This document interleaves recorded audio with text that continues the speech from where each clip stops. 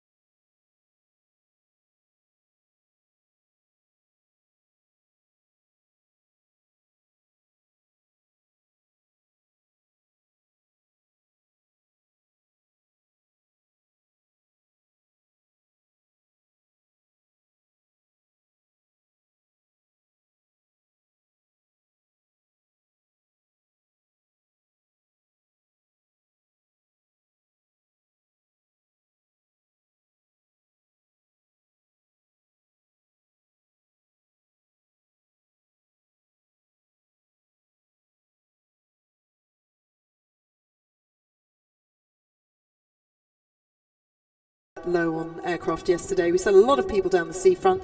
The Reds put on an absolutely fantastic display yesterday, but today, like you say, we've got lots of interesting stuff to see, haven't we? And I'm going to come back to you very shortly. First of all, a few rules and regulations about having a nice day out, and that's absolutely important, particularly for the little ones. The sun's out, it's pretty warm, the wind has well, it's lightened up a bit really, which is great. That means lots of ultraviolet, so please look after yourselves, and particularly the children. Hats, sunscreen, and plenty of fluids, please. Don't even think about putting anything in the sky. If you've got a box and it's got a drone, a kite or a balloon in it, please keep it in that box, preferably put it back in the car and don't play with it. We had to intercept one yesterday. That will lead to a legal prosecution, and I can assure you the last time we did that, it was successful, and the owner was much, I could say, refreshed and reminded of the responsibilities. So it is illegal to put anything in the air during the course of an air display, and please adhere to that rule. Now, security-wise, well, you can see that we've got all the right measures in place. We've got lots of stewards and friendly policemen patrolling the location. And do please, however, if you see anything that's remotely of concern, then make sure you just speak to one of those and we'll get that sorted. Pick up a wristband, of course, that'll help with the children relocating yourselves, but the information stand on the Western Lawns is the go-to place for all things of concern as well. So maybe frequent yourself on your guide for that. Now, it's not just about airplanes, it is a great family festival, these 4 days here at Eastbourne every year. And just to give you a flavour of the sort of other things going on, let's see what Fiona has on the list today. Fiona. Well, there's quite a lot going on, and this evening especially, if you fancy going out and about, there are quite a few things. So firstly, there's an ABBA tribute show tonight, and that's at the bandstand. And I don't know about you, but I love a bit of ABBA, so that could be definitely really gets you dancing, doesn't it? Doesn't it just? So that would be really great fun. That's at Eastbourne Bandstand at 8 o'clock tonight. And again, as we said yesterday, Greece is still playing at the Congress Theatre. So, you know, we had a little chat about my old mate John your old mate John, yeah. I don't think he will be there. However, I'm sure it'll be an absolutely fantastic cast. That's Greece tonight at the Congress. If you fancy something, I don't know, potentially a little bit more highbrow. Stimulating, perhaps? The Hound of the Baskervilles, and that is on at the Devonshire Park from 7:45. But I have to say that my pick for this evening would be a fantastic local rock band called the Pat Butchers.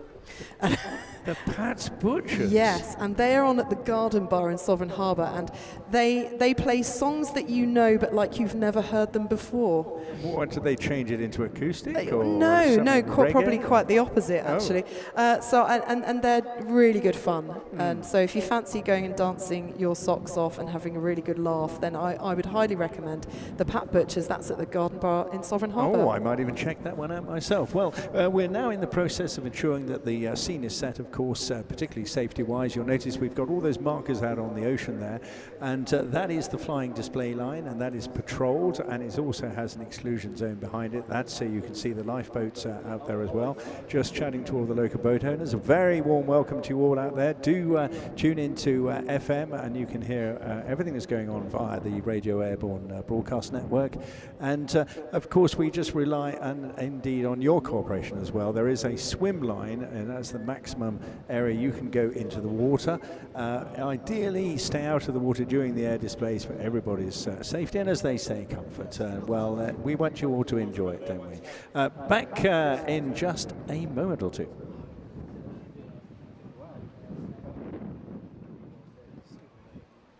Afternoon, gents. You're right.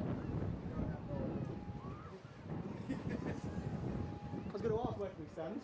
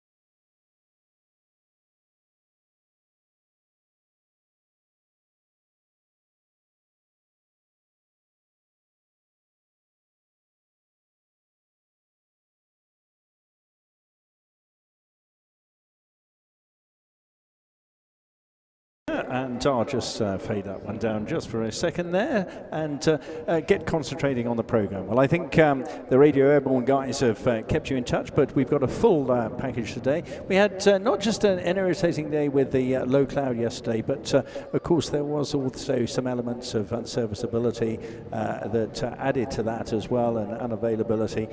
It is a fragile business, of course, particularly the older aircraft, keeping them in the sky and getting them around the country. But nonetheless, we've got a really, really interesting cross-section. You're going to hear a bit about flying training in about 20 minutes' time as well. And it's great to have so many people up on the Western Lawn. And then if your youngsters are out there and you're really interested in this sort of business, then I do urge you to go and chat to all the various members of the military up there, because all three services have an option to go flying.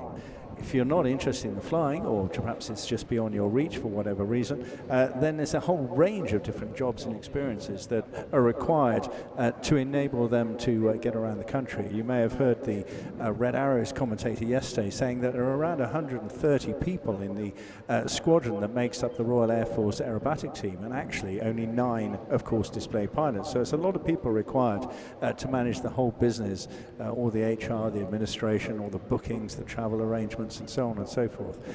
So make the most of the Western Lawns, maybe after the flying display has finished today. So just another quick update from Fiona on some highlights and activities. I understand there's a pretty good program. Yes, there is, and actually it's really worth getting the programme. It's £10, it gives you all the information that you need to know, and I think if it's the same as last year, and I've got one here in front of me, there's things for the children as well. For example, on the back page, there's a plane spotter section where you can tick off once you've seen different planes. So that'd be really, really good fun for the kids. Bits and bobs like that. There are competitions in there as well. There is actually a 30 prizes to win competition to celebrate the 30 years of the Airshow, and that includes a Citizen limited edition Red Arrows watch and various hotel stays, restaurant meals and tickets to attractions. So that would actually be really great. The other thing about the programme as well, which I think is interesting, is that if you don't have any cash to pop into the donation buckets, on the inside of the first page in the programme there is a QR code that you can scan with your phone, and that will take you to the saveairbourne.com website where you can make an online donation to the Airshow, which is really, really handy because not everyone has cash in their pockets, but if you do, and you do come across the Air Bears or anyone indeed with a donation bucket, please do pop a few quid in there to keep us running.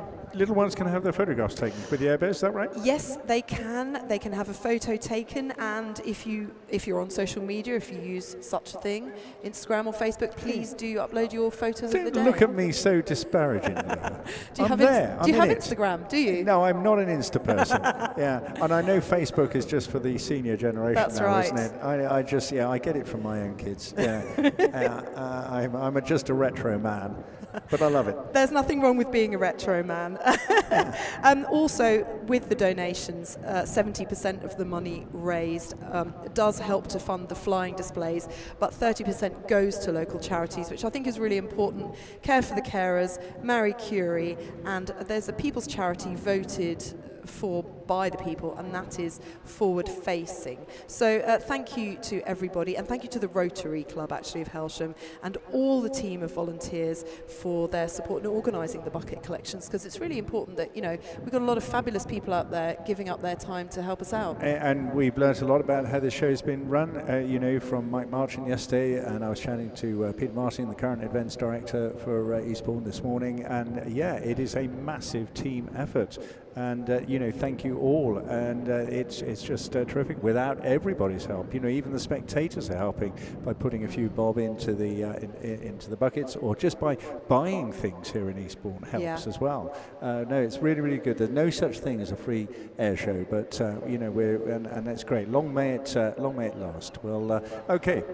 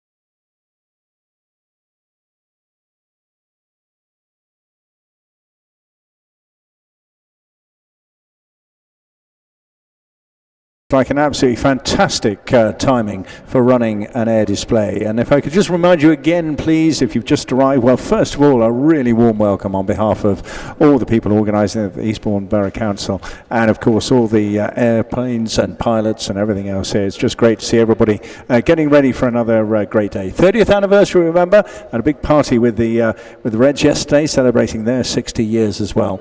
But we did have one incursion in the air, which was a drone, and that caused some concern. So please, please, please refrain from using anything that may go into the air, and that includes your own rubbish as well. If you're down on the beach, of course, well, we can't leave footprints on the pebbles, but we can at least leave it as clean as we found it first thing this morning. So do make a point about that. Now, we omitted to mention something about the donation schedules, and Fiona, bring us up to date on that.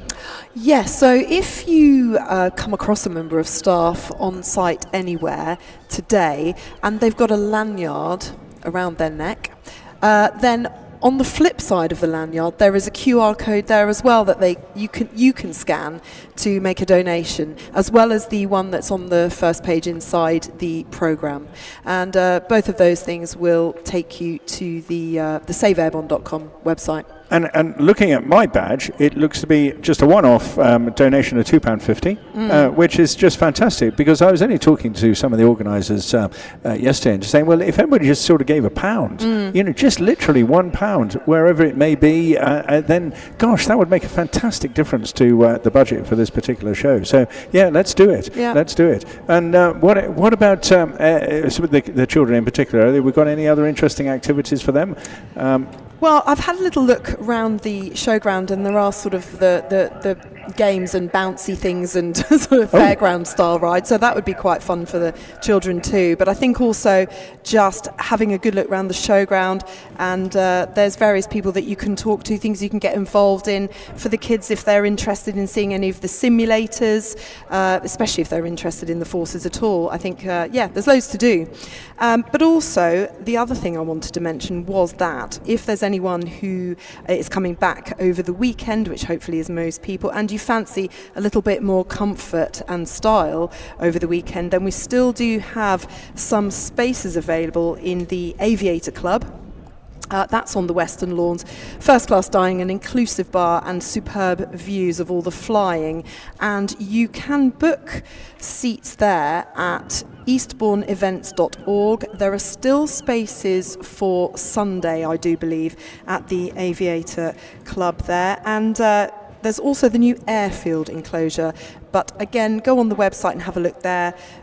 Lunch, cream teas, drinks, all that kind of thing, and apparently a bit of a party at the end. Yeah, and I just see there's a little sub-page, eastbourneairshow.com/VIP. Yeah, so treat yourself. Go and be a VIP for a day. And I can assure you, given the number of air shows I attend during the course of the season, this is really good value. Yeah, I think it is, isn't it? Really, really good value hospitality experiences here. So, yeah, I mean, if I wasn't sat here chatting to you, I think I would go and treat myself. Be at the bar. Absolutely right.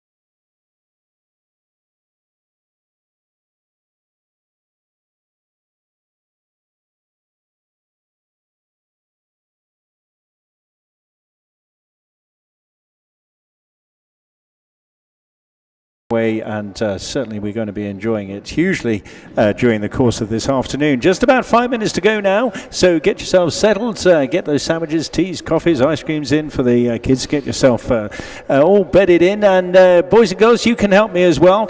Sometimes it's really difficult to pick up these fast moving jets, and we're definitely going back to one of those, a great Cold War icon coming your way in a few minutes time. So you can all scream and shout and tell me when you see them. That'd be fantastic. And at the end of every show, then it's although the pilot can't hear you, he can see you, so it'd be really good of you just to give him a great wave off before he actually has to go back to the airport. And sadly, many of them are staying so far away that we're not even able to bring them down to Eastbourne during the course of the evenings, but they know and love every bit about what's going on in here. 2 sessions. We're going to have 4 aircraft leading up till about 3:15, then a bit of a tea break where we'll be chatting about some local activities, and then another couple of, an hour or so after that with different aircraft covering all the different genres, propeller aircraft, vintage aircraft, and high performance jets all at the same time.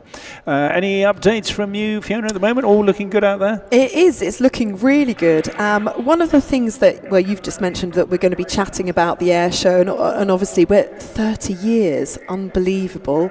You can get merch from the information stand, or actually from the Airbourne website, and there are lots of good 30th anniversary goodies to be had, only available this year. T-shirts, caps, water bottles, mugs and bags, and the profit from each sale supports Airbourne. So yeah, do go and grab some cool 30th anniversary merchandise. I think that would be absolutely brilliant. It will indeed. Fantastic. Well, I've just heard on the air the first aircraft checking in, and it's from a very Scandinavian accent, I heard. Now, there's a clue to the first aircraft coming your way very shortly. Hold on to your hats.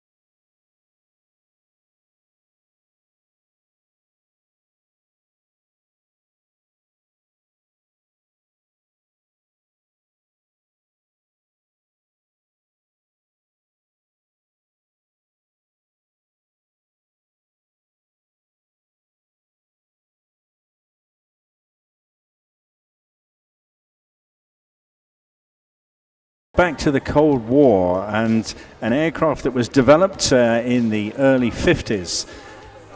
And it all began in Sweden when they were looking for the need for a jet fighter that could intercept bombers at high altitude and also successfully engage with the fighters as well. And this aircraft is part of a collection of Swiss Air Force aircraft run by the Historic Flight. Began back in 1997. And in the hands, very consummate and well-known pilot Lars Martinsson. It's a big beast of an aircraft, second generation, so you can imagine the aerodynamics and engine technology and also digital cockpits and things like that were certainly not foreseen in those particular years, but this one really packed a punch. It was also a very, very interesting design as well, being a double delta, and you'll see what I mean by that when the aircraft actually arrives. All the work that's carried out on these aircraft, they've got quite a fleet of aircraft back in Sweden, all carried out on a voluntary basis by qualified pilots and technicians, most of them from the Air Force itself. And They're now all on the civil register there and painted and equipped as if they flew in the Swedish Air Force. The main purpose of their team being to preserve and fly all the aircraft types, or as many as they possibly can. They were operational.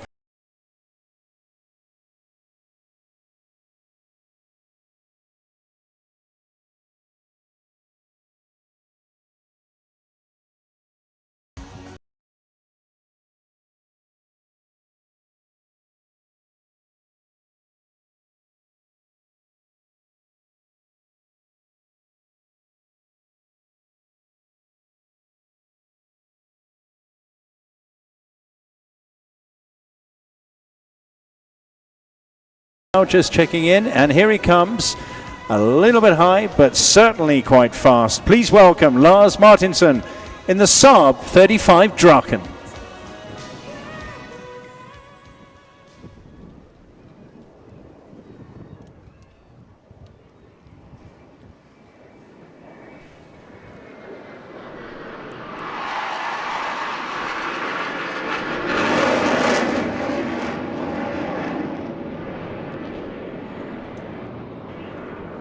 And I think you'll hopefully understand what I mean about that double delta now when you look at that aircraft. It's quite a big beast, isn't it? And it was built to replace the Saab J29 Tunen. Tunen, an interesting shape. This Draken, if you try to translate it, you'd end up with two words, one of them being kite and the other one being dragon.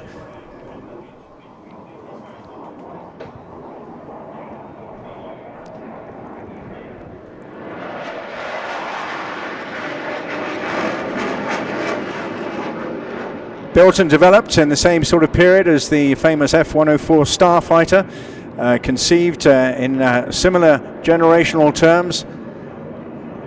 Undertaken, of course, this combat role required. But also what was unique about the Swedish was they were very keen to operate from reinforced public roads as part of wartime air bases, and also for refueling and rearming to be carried out in no more than 10 minutes. So a demanding specification behind the development of this aircraft. The spec itself was drawn up under demand in 1949. And this double delta is made up of the inner wing with an angle of 80 degrees for high speed performance, and the outer wing of 60 degrees sweep, giving good performance at slow speeds. It's something that they continue to this very day through modern developments. The double delta concept first flew on the 21st of January 1952 under a initial development aircraft known as the Little Draken, which unsurprisingly was the Little Kite or the Little Dragon. And the first prototype didn't even have an afterburner, and making its maiden flight in October 1955.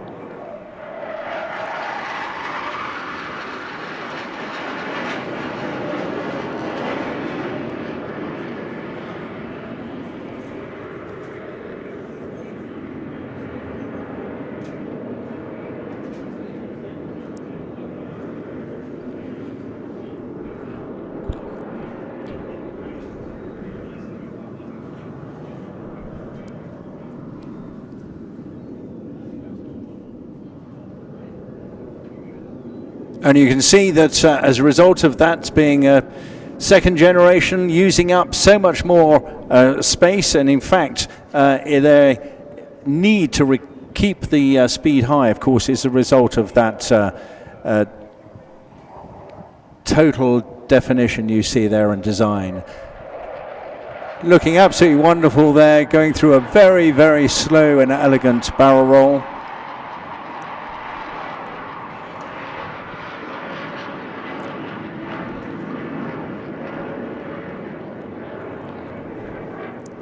Pilots going on to fly this aircraft were taught specifically to understand the full stall and spin characteristics, as this aircraft was very much susceptible to what we call the super stall.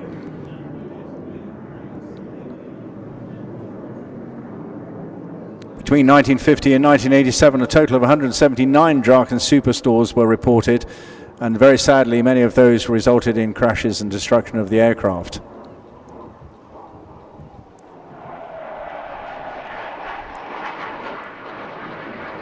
Some of the aircraft were modified with a special anti-spin parachute installed above the engine exhaust, and also received red yellow high visibility marking to increase observability.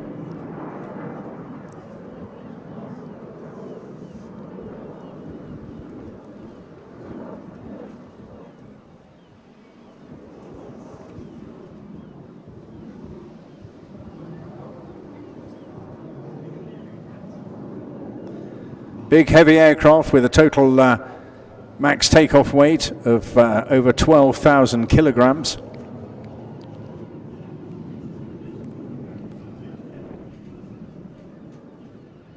But one of the earliest aircraft to achieve a flight of Mach 2, that's twice the speed of sound. With 4 drop tanks giving an approximate range of 1,200 kilometers. An absolutely steely looking, almost space-like aircraft.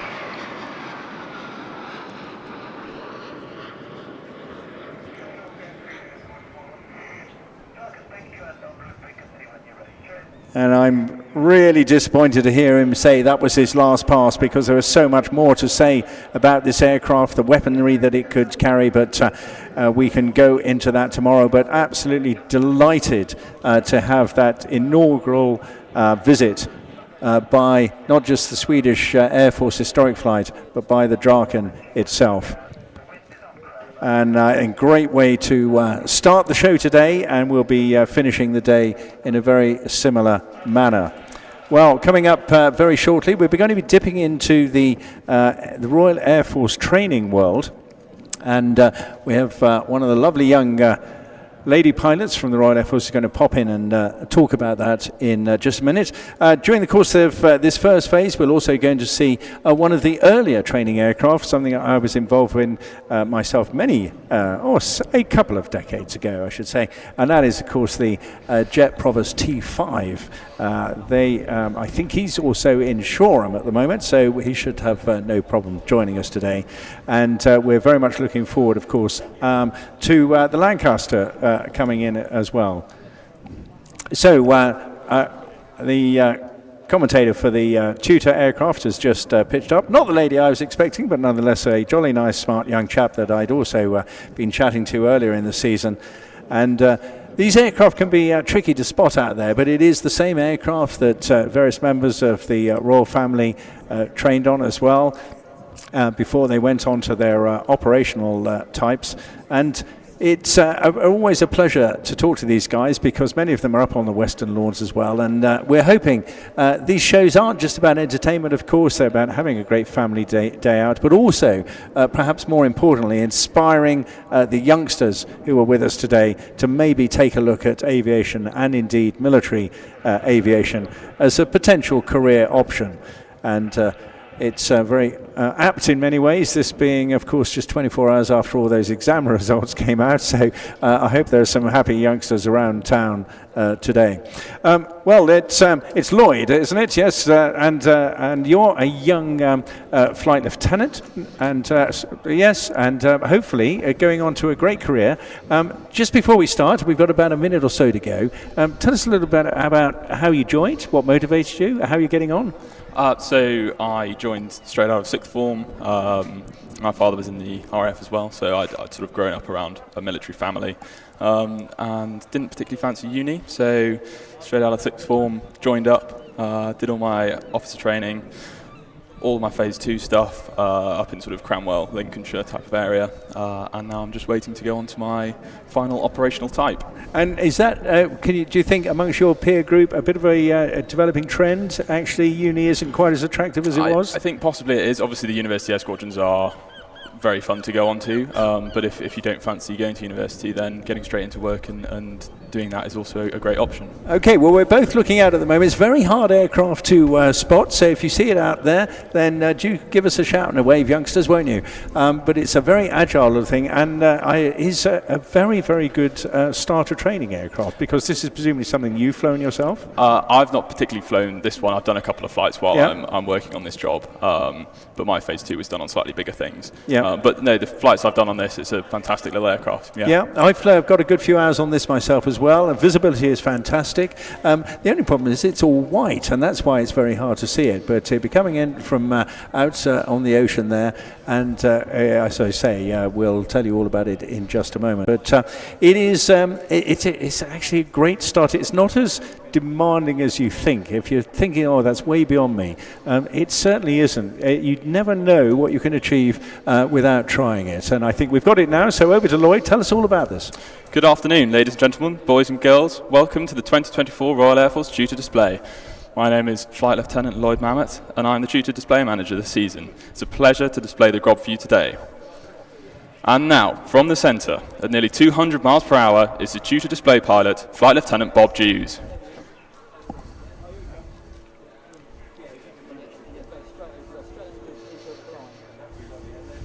As he pulls up at 5G, he converts his speed into height to perform his first manoeuvre, the Hammerhead. Flight Lieutenant Dews was born in Carmarthen in South Wales and started his flying career in the Royal Air Force in 1989, flying the VC-10 out of RAF Brides Norton and then as a search and rescue pilot on the Sea King. From the end of this half horizontal, Bob will push negative 2G to level the aircraft upside down for the inverted pass. This is Bob's first year with the Tutor display. He is operating at a base height of 500 foot, except the 2 final passes at 300 foot.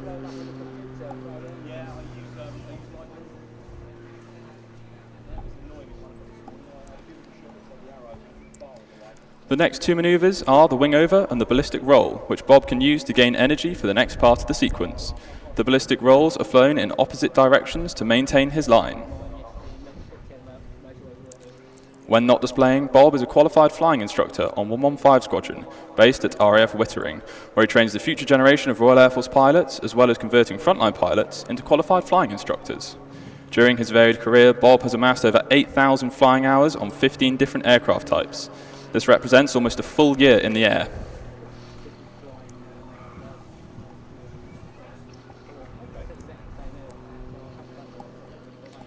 After completing this half Cuban, Bob will enter the slow roll. Get your cameras ready for some great angles.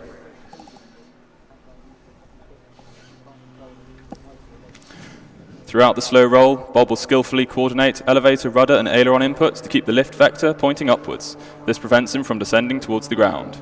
The Tutor has a top speed of 212 miles per hour and can achieve maximum positive 6G, meaning the pilot is subject to forces 6 times stronger than gravity. Next, we have another wing over, a combined pitching and rolling manoeuvre, used to turn the flight path through 180 degrees. You'll notice that every wing over is slightly different, as Bob carefully selects his flight path to cater for differing wind conditions and aircraft energy states.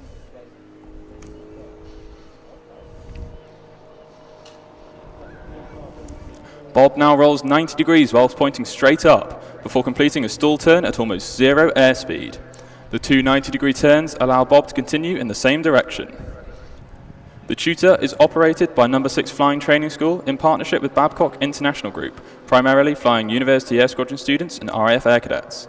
There are 13 air experience flights across the UK that offer flights to up to 20,000 cadets each year. You can join the Royal Air Force Cadets if you're between 12 and 17 years old. Unlike the last stall turn, this one is flown conventionally, exiting in the opposite direction to the entry.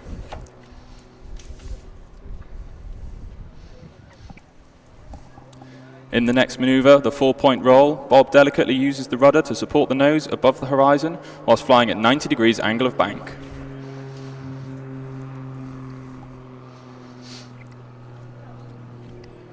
You may have noticed the Royal Air Force Benevolent Fund heart on the belly of the aircraft, seen since 2022, to celebrate this fantastic charity.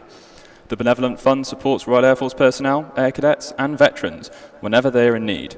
We're proud to raise awareness for a charity that gives so much to the whole of the Royal Air Force family. Visit our tent, website or view our Tutor display leaflets to access a QR code to donate to the Benevolent Fund.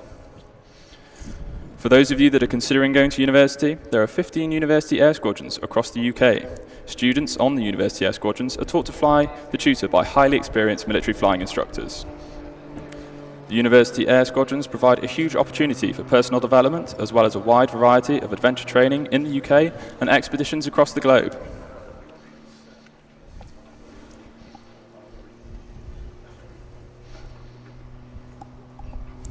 We are now in the high energy section of the display with the Derry Turn, Quarter Clover, and now the Loop, which is a quintessential aerobatic manoeuvre. As he pulls up, Bob is subject to 5G. He aims to pitch the aircraft around an imaginary circle in the sky. Even when inverted, the centrifugal forces keep him pressed into his seat. Today, the Royal Air Force is recruiting for multiple rewarding and demanding professions and has an exciting future with the continued development of our combat, maritime patrol aircraft and UK Space Command. They will soon be joined by the introduction of our airborne early warning aircraft, the E7 Wedgetail, and new remotely piloted capabilities with Protector.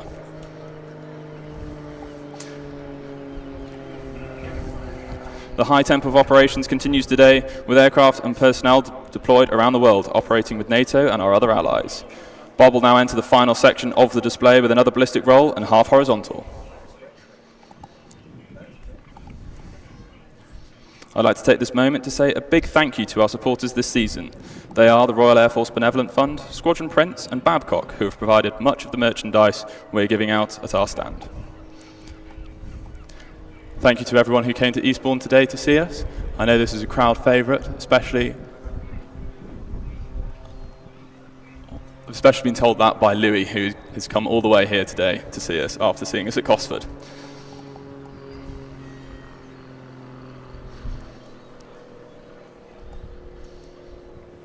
Bob will now bring the Tutor round for his departing wave. This is another great photo opportunity.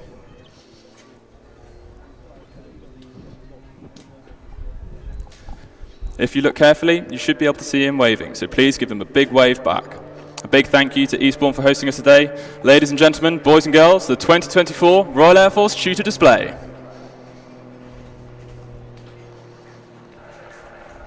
Yeah, excellent. Takes me back. Thoroughly pleasurable aircraft to fly. Great little training, great visibility, isn't it? And a good little touring aircraft as well. If, a little bit underpowered, perhaps. So I think I can already hear the next aircraft chatting in, which is fantastic. So Lloyd, thank you very much for joining us. No worries, thank you. Look forward to 2 more days Cheers, of that aircraft. Brilliant. Okay, well, so far so good. 2 down, 2 more to go in this half, and then we'll be having a bit of a mid-afternoon break. And the next aircraft taking us back really to the sort of late 50s right through to the early 90s with the Jet Provost genre of training aircraft. So that's still the current one. We've had the Firefly, of course, before the Jet Provost. A lot of people would have been flying things like Chipmunks as well, which are very much still a lead-in for some particular vintage aircraft teams. But this particular aircraft very much at the top of the tree and flown by a chap who has displayed before, but actually it was well over a decade ago when he was an instructor on the Hawks up at Valley, because he was the Hawk display pilot back in 2012.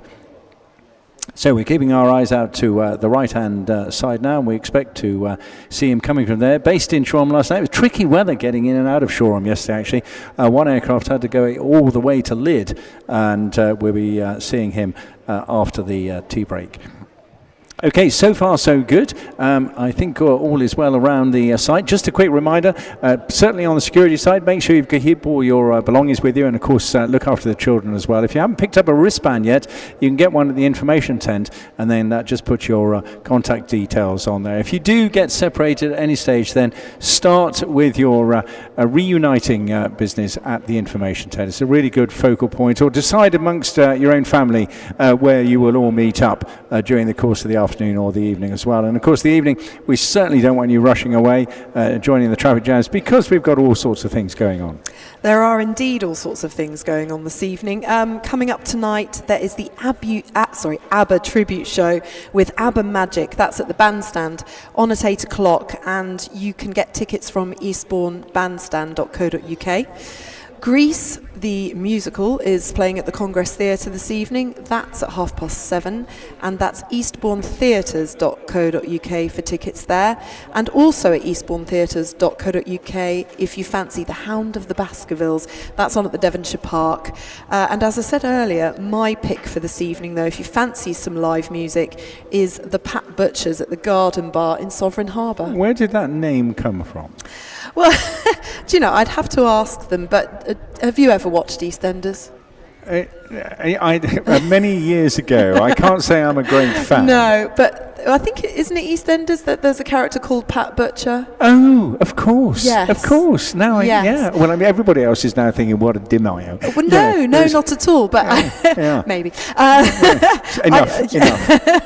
So I think it's obviously something to do with that. Yeah, well, of course, yeah, well, that's terrific. Oh, well, they sound a lot of fun anyway, so make the most of that. Well, we're looking out now to our right-hand side, I hope. Do give us a wave, youngsters, when you see him coming in. So the Jet Provost family, it'd be familiar to many aviation enthusiasts. It basically was developed out of the old projects from Hunting Percival as a company, and it's a training aircraft used by the Royal Air Force from 1955 right through to 1993.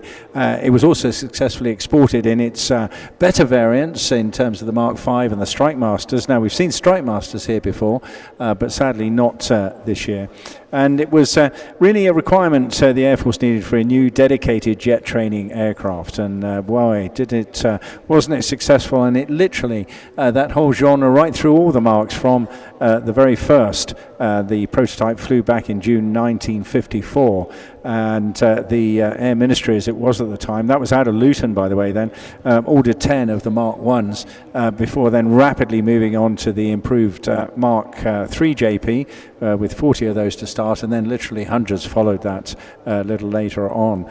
In fact, a total number of 741 Provosts were built, but of course the top end was when you were streamed to go onto the higher performance fast jet, the T5, with a new Viper or an improved Viper engine, and the pressurization in the mid 60s transformed it into a much more capable aircraft. Well, flying it today, as I've hinted, was a well-known guy on the display circuit, went off into flying management for a few years when he left the Royal Air Force, and then flying the Airbus A330 and 350 for Virgin Atlantic. His name's Phil Bird. You may remember him from that. He joined the Air Force back in 2002, actually, and went on to number 43 Squadron to fly the Tornado F3. And here he is from, all right, coming in now, Phil Bird in the Jet Provost T5.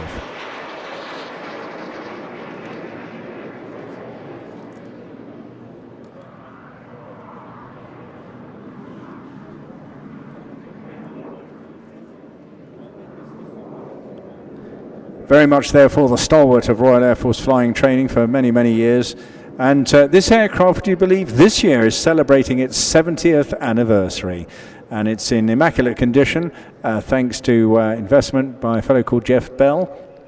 And it's displaying exactly as it would have been used and seen back in the 60s.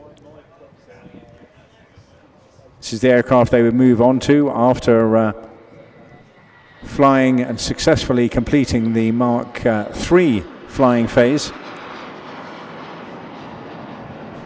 Difference with this one being this is a Mark 5A. You may well have spotted that already because, of course, it's got longer endurance thanks to the tip tanks that are obviously seen on the edge of the wings there.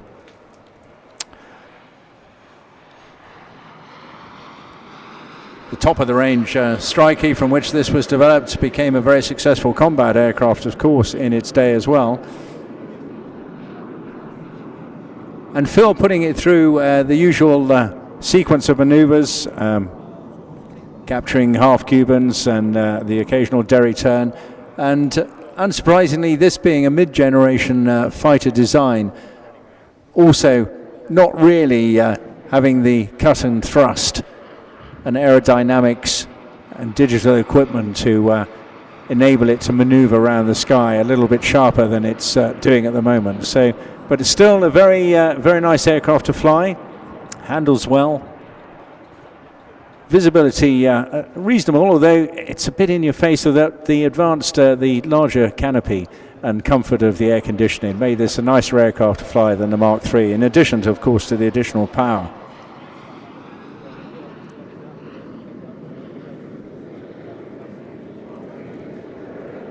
While Phil was flying the Tornado F3, he would, of course, have also been working operationally as a QRA pilot, not just here in the UK, but also down in the Falkland Islands, before then becoming an instructor on the Hawk, where he then decided to spend a year as a display pilot.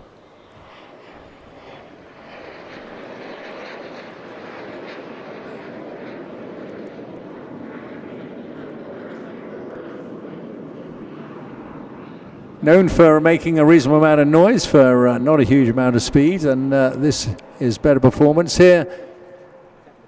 Completing a full loop. At the top of that, of course, you look back over your head to ensure your wings are level with the horizon, to not only capture the height you want, but the angles you want, and to be able to come out at your base height accurately.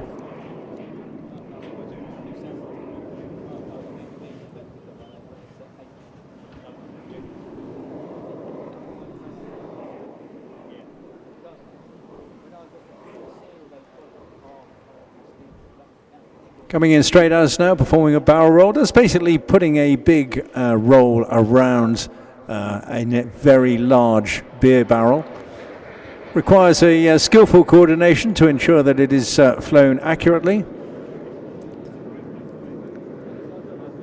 And going through another one on the outbound there.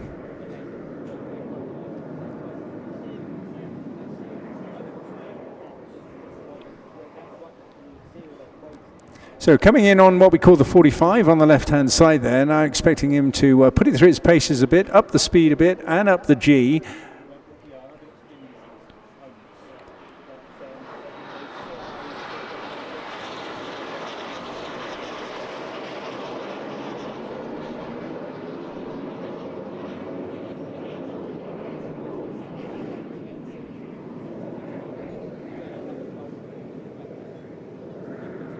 And again, terrific bit of space here now with a much higher cloud than we had first thing.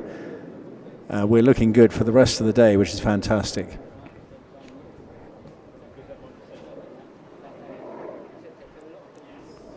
Phil had a short-term tour attached to the Typhoon squadron, spending more of his time there before then being involved with Operations Shader, flying missions in Iraq and Syria.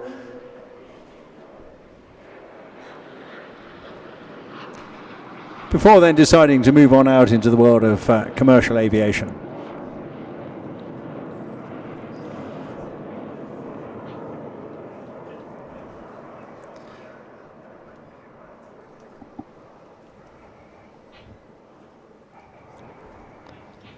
This aircraft, very much one of the last of this particular mark of jet provosts, built by BAC at Wharton in 1970. Serving as a pilot training aircraft at Royal Air Force Leeming, and also flew and starred as part of the Gemini pair and the Swords display teams of that period. Then went on to fly at RAF Finningley before being retired from service in 1993. Went through several owners before then being rescued by Jeff Bell, a real enthusiast, particularly the JP world, who carried out a very painstaking restoration and putting it back in the immaculate collection that you can see today. So Phil just signing off now, and I know the next aircraft will bring many people deep joy, particularly those with veterans or families of veterans that flew on this particular squadron. And I'm just listening into the radio, I hear it cackling in there, and we will welcome it to our shores once again very, very shortly. So while we are waiting for the next aircraft, I just wanted to remind you of a few things for today and over the weekend. Firstly, litter. Please do take all your litter home with you or put it in a proper litter bin, especially on the beach. to protect the marine life and obviously the cleanliness of the beaches, that would be great. And helping us to reduce waste over the weekend, as well as taking your rubbish home with you if you can. There are some recycling points on the western lawns by the Lifeboat Museum, near the bandstand and the pier. And none of the waste goes to landfill. If it can't be recycled, then it's treated at a local energy recovery facility. And if you walked, cycled or travelled by public transport to get here today, then thank you very much. I do think the feeling so far is that we do have less traffic on the roads around the town, so that's really great, because the single largest generator of emissions at the event is not in fact the aircraft, but the cars travelling to and from the show. So we do really appreciate your support in reducing the traffic on the roads. So if you would like to support Airbourne in becoming more sustainable in the future, we'd love to hear from you and some feedback about your visit. So do please visit our online survey at eastbourneairshow.com/survey. So yeah, taking your rubbish home with you and remembering to stay safe, stay hydrated, sun cream, and not putting anything up in the air, George. Spot on, Fiona, you're absolutely right there, because particularly we have one of the most iconic vintage and classic aircraft of all time about to enter.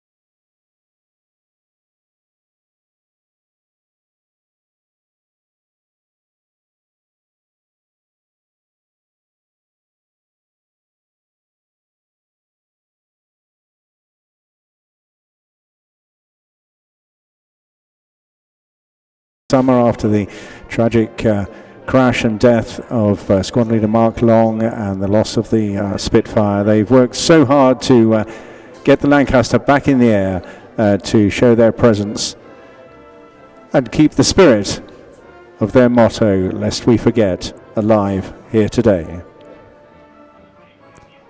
The first squadron to receive this aircraft on operations was number 44 Squadron. That was on Christmas Eve 1941, quickly followed by 97 Squadron at Woodhall Spa. As awesome today as it was in 1941.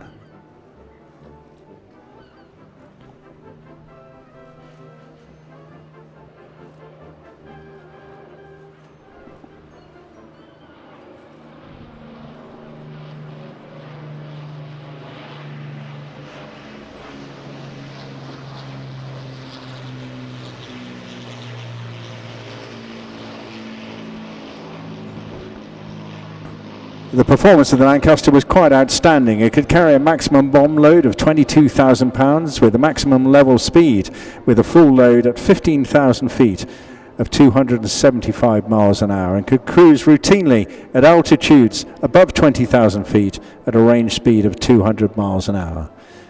Precisely what, of course, the Royal Air Force needed at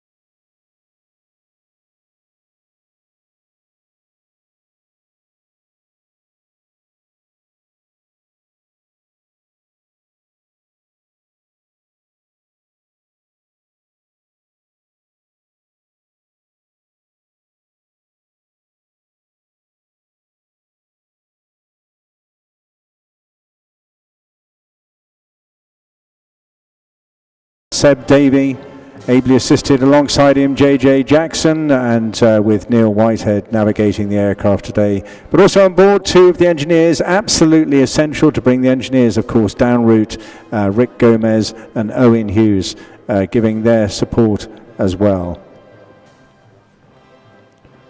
Seb himself was from Formby in Merseyside, studied aerospace systems engineering at the University of Southampton in 1998 and completed his elementary flying training through 1991 through to 2001, starting initially on the Hercules.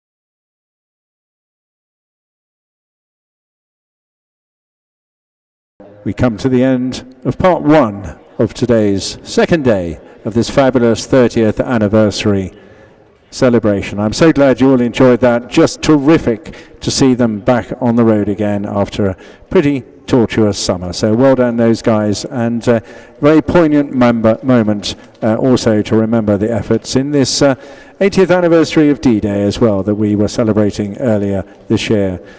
Right, well, a short break now. We're going to catch up on a few things, but I've got a very exciting guest coming in during the tea break. You're brand new, a local MP. That's Josh Barber-Indy, of course, Liberal Democrat, and we'll be chatting to him about his outlook on the events business and his future views and whatever he'd like to tell us about how life in Eastbourne and for the rest of the country will hopefully all get better for us. So that'll be in about 10 or 15 minutes' time.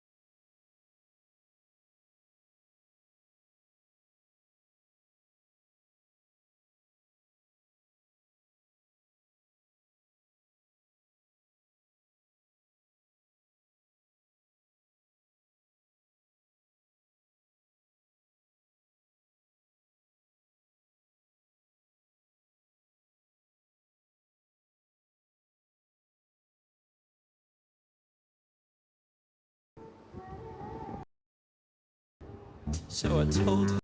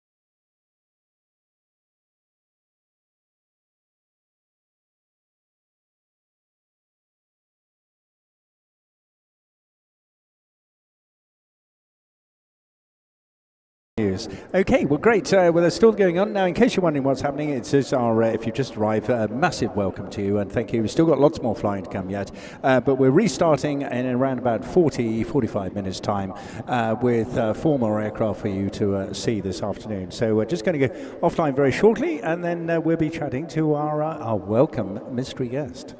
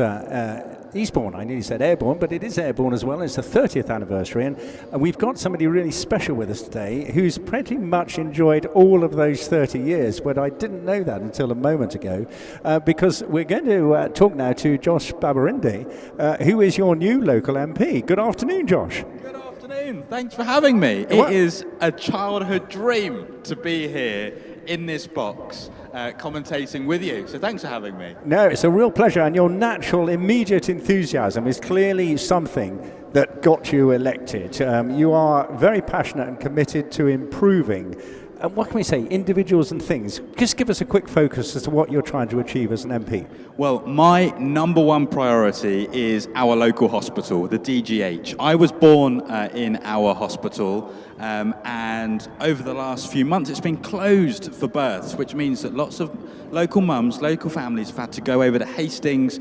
or further to have their babies. That is not right, and I've been working with local people to campaign to get that midwifery unit reopen. Thanks for the great work of the NHS, of the DGH staff and campaigners. It is reopening in September, so great news. I'm so glad you mentioned that, because my spies tell me you were voted the most cutest baby when you were born. Is that correct? Your spies are absolutely correct. There used to be a competition, old school Eastbournians will know it well, that in the Eastbourne Herald there was a cutest baby competition, and my dad still has on his front room wall the winning photo from that, and maybe I'll post it on my social media later today, so that anyone who's listening can I've never seen that on an MP CV ever before. I think it's absolutely unique. But we're going to take a couple of, just look at three quick things really, but obviously the local community, your own passions, connections with flying, but I happen to be involved in a massive number of UK events. This of course is one of my favourites, and I've been involved for I think about 18 years now, with aircraft and also with my own voice. And it's a pleasure. One of the things I like to do is, of course, inspire the next generation. But how do you see the future of this event fitting into the local economy? Well, Airbourne is critical to Eastbourne's economy, and that's why I am so proud of it. In fact, nearly 1 in 3 jobs in Eastbourne are associated with tourism and hospitality. In fact, my first job was in the sector. I used to be a waiter at Picasso's restaurant in the town centre, serving pizzas and the rest, and Airbourne was often our busiest few days. So it means a lot to Eastbourne, to our local businesses, but also to local people who get the chance to enjoy this amazing free air show. There are many families who can't afford to go on a family holiday, outside of Eastbourne. But when you've got something like Airbourne on your doorstep, it is a massive asset. It is indeed, and I get the bigger picture myself from having travelled there, but all councils are struggling at the moment. So what inspiration, what ideas can you give them to really finance this event for the decades to come? We've got 30 great years, we know it's popular, but actually councils are under real pressure, aren't they? Councils are under a lot of pressure and are forced to innovate more than ever to make an event like Airbourne work, and that is exactly what Airbourne and Eastbourne Borough Council, led by Councillor Steve Holt, have done. Lots and lots of people across our community, whether it is some people in our hotel industry, whether it's local restaurants, and many more, have chipped in to support Airbourne. In fact, there's a public campaign to keep Airbourne flying, where members of the public have been able to contribute as well. And it's our community coming together, both residents of Eastbourne, businesses, and also spectators who come from afar, that bring this amazing event to fruition. So I want to congratulate all of those folks right now for making Airbourne a great success. Well, that's fantastic. Are you likely to get involved, do you think, in the cross-parliamentary activities for supporting UK events? Is that something you might be interested in? Absolutely. In fact, what I have put myself forward to do is join a cross-parliamentary committee around supporting the hospitality industry that events are a key part of. Excellent. I'll come back to that. You can hold me to that. All right. Well, look, I'm not going to go political on you because we want to really get a bit more immersed in the local area. Fiona, you've got connections here locally as well. I don't know whether you've met Josh before, but yeah. I have actually, yes, and I think one of your brothers was at school with my youngest That is child. right. That Yeah. is right. And And I've come to knock on your door Yeah. on the campaign trail as well. And I know your mum. Yes. So yes, I have met Josh before, and fascinated to learn, like you say just a few minutes ago, George, that you've grown up loving the air show, because when I made contact with you, I wasn't sure if you were into it. As some people, I think it maybe passes them by. I've loved it since I've lived here, and I've lived here over 20 years. My father was in the Royal Air Force, so I grew up with the Royal Air Force, but I've loved the air show all that time. And you say that you've also loved it. Do you have an earliest memory of being here? You must have been ever so small. Well, I'm Eastbourne born and bred, and I was born in 1993, which is the year that Airbourne began. So I feel a unique connection to it that way. And there are so many memories from across the years. I remember seeing the Red Arrows, well, not for the first time, but I remember when I kind of first clocked the Red Arrows, and that was such a kind of heroic moment. And every single time I see them, I was out here yesterday, I watched the Red Arrows, it brings me back to my childhood. And I know exactly the same is true of many people who come to Airbourne as well. But what I also love about Airbourne is you see Eastbourne at its best. The town is buzzing, and yes, you've got the amazing air show on the seafront, of course, but the whole town is participating. You've got lots of restaurants doing their thing, and alfresco dining. You've got bars buzzing, all sorts. It's great for the town. It is lovely. It's a fantastic atmosphere, isn't it? And you were saying earlier that you have a familial connection to the Royal Air Force. Tell us a bit about that. That's right. So my great-granddad, Tom, Flight Lieutenant Thomas Gittins, was in the RAF. And in fact, he was a rear gunner in bombers akin to the Lancaster bomber that I just watched. It was amazing, wasn't it? Yeah. And yeah, feel that really close connection there. And in fact, great-granddad Tom, who I never got the chance to meet, but I heard amazing stories about him, was awarded a medal for his efforts in Normandy. Wow. As part of the D-Day operation. Yeah, that's amazing, isn't it? I just think there is something very, very moving and special about seeing the aeroplanes, whether you have that kind of connection or not. I think a lot of people, and there are still people, around who have memories of the airplanes, the conflicts that we were potentially involved in, and I think there is something very moving about seeing the Lancaster bomber, like you say, come down across this iconic seafront. I mean, this is a great view from here to sort of see Beachy Head across in the in the foreground there. So yeah, it's quite wonderful, isn't it? Yeah, and it's steeped full of memories. And in fact, I learned earlier today that the Typhoon, has on it a kind of memorial around the D-Day landings. So it really is there, baked not just into memory, but baked onto the planes themselves as well. And it's really important to honour that.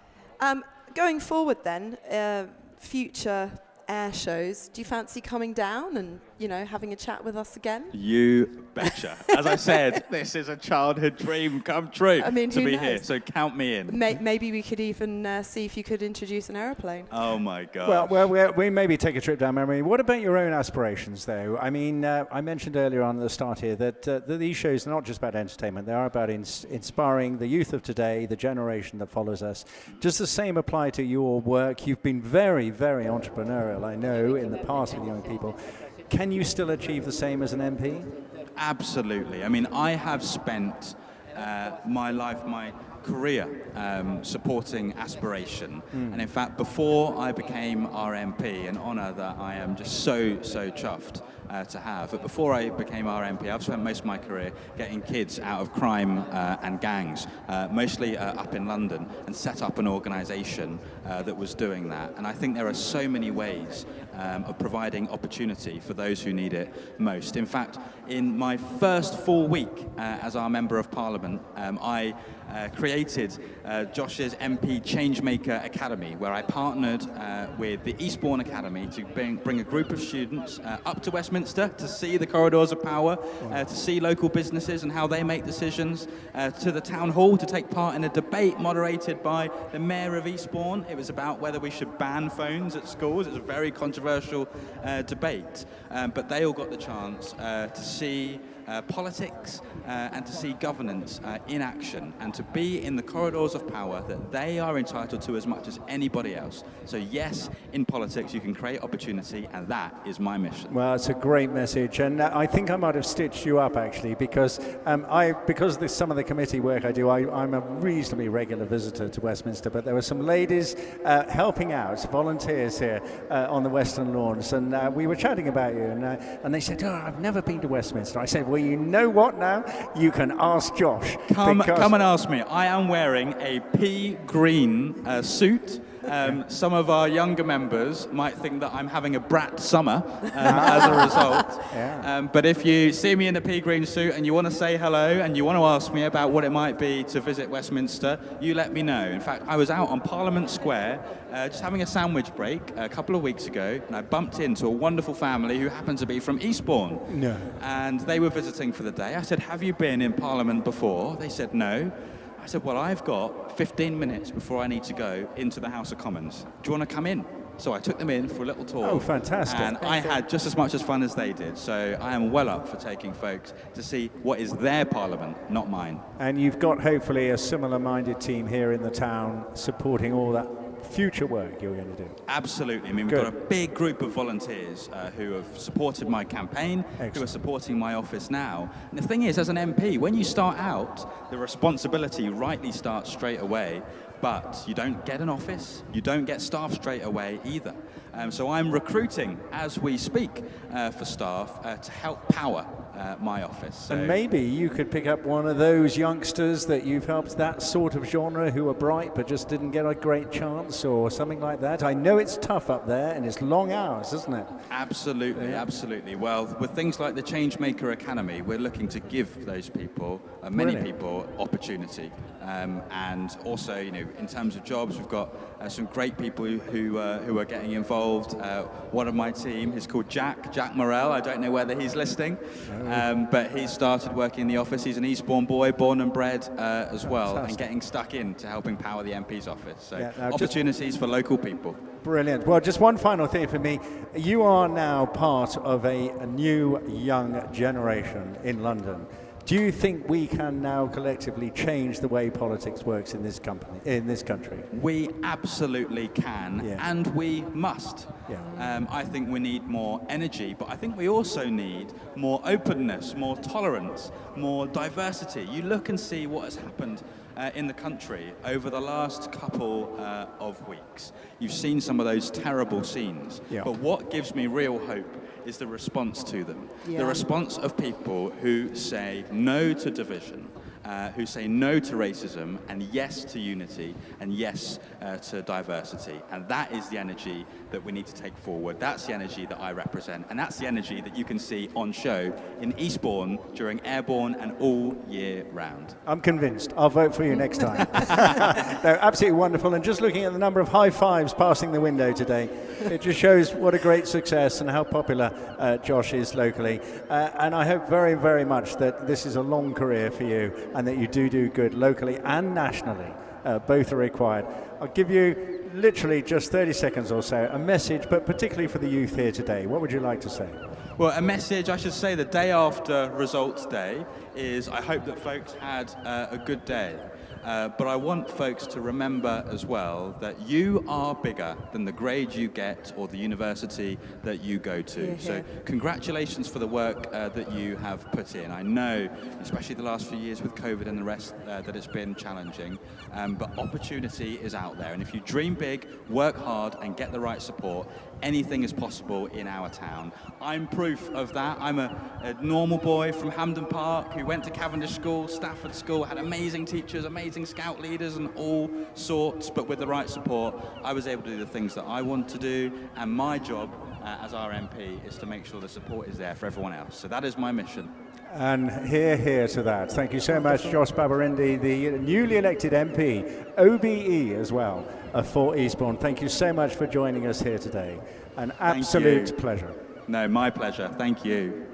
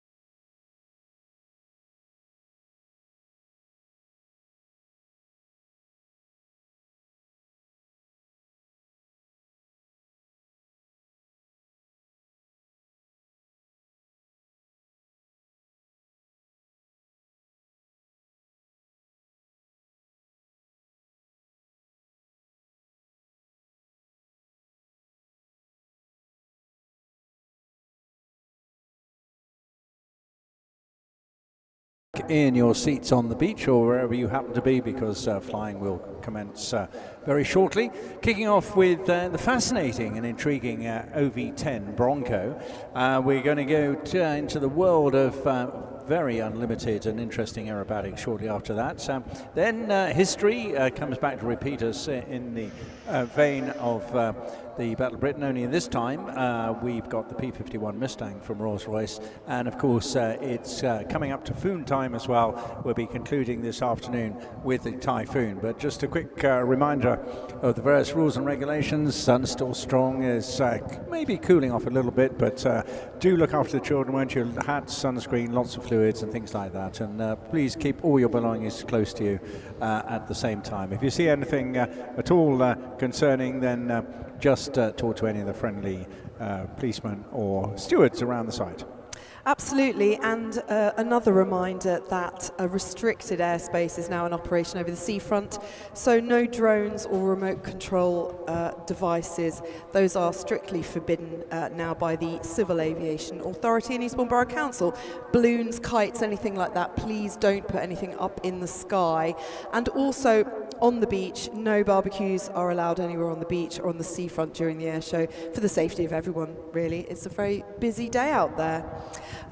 Lost children, it's apparently easy to get distracted by the displays in the sky, so do keep an eye on your young children. You can get a free wristband for your child from either the lifeguard station or the information stand. Write your mobile number on there in case you're separated. But yeah, just keep an eye on everyone and look after each other really out there. Absolutely, that's the way to go. It's a team effort, and that includes enjoying yourself as well as a team and making sure everybody's happy and we're having a good time. Yeah, lovely to see so many youngsters around the base as well. And what a pleasure it was to talk to Josh, wasn't it? What an inspiring young MP to have representing this community up in London. I think that all bodes well for the future, whatever the political parties may be. It's people like that that we need to inspire the youth of today, our future generation. And talking of generations, we're going back in time a little bit with this next aircraft as well. And it's very much from the Vietnam War. It's coming in on the left-hand side. Even I can see it now. Thank for all those. See, it does help me out. You're giving me a bit of a wave as well. And it's going to take us back to Nam. And no Birmingham. This is Vietnam. Please welcome Tony De Bruyne in the OV-10 Bronco.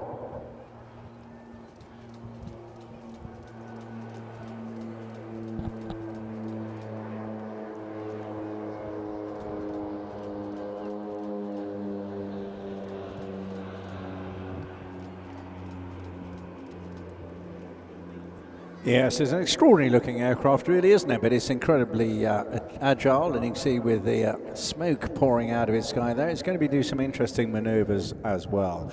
An American turboprop light attack and observation aircraft developed in the 1960s as a special aircraft for counterinsurgency, and also one of its primary missions was as a forward air control aircraft. But it is also able to carry up to 3 tons of external munitions and internal loads such as paratroopers, stretchers, and can loiter for up to 3 hours.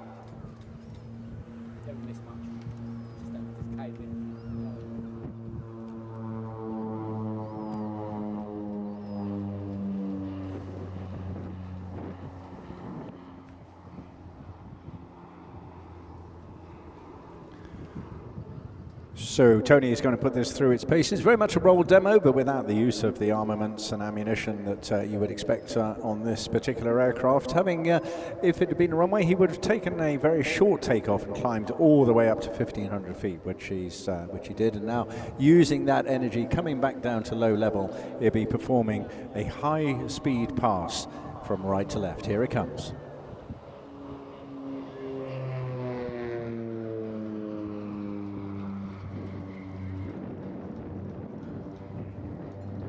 Putting in the very familiar barrel roll and then maneuvering out onto what we call the 45, left and right. The main angles are the main display line going right down from left to right in front of you, then what we call the B-axis going straight out to see away from us, and then the pilots then decide how to use the space available.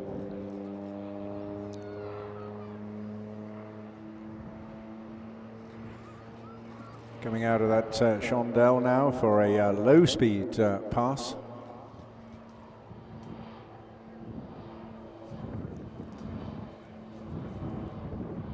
The aircraft design was conceived by a pair of US Marines who built a concept prototype in a garage, would you believe, and undertook its first flight built by North American Rockwell in July 1965.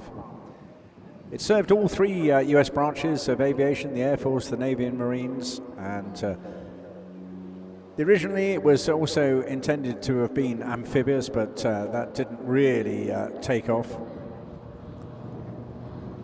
Coming out of a figure of 8 here, and now pull up into another chandelle on the right-hand side.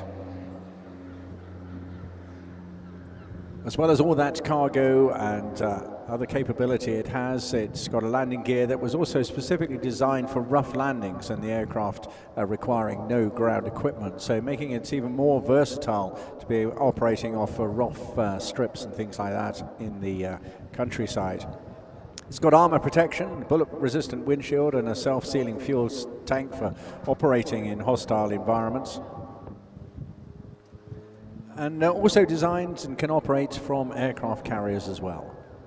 Coming in now on a typical attack profile, a ground attack profile. When releasing weapons, the aircraft pulls up sharply and away from the engagement area.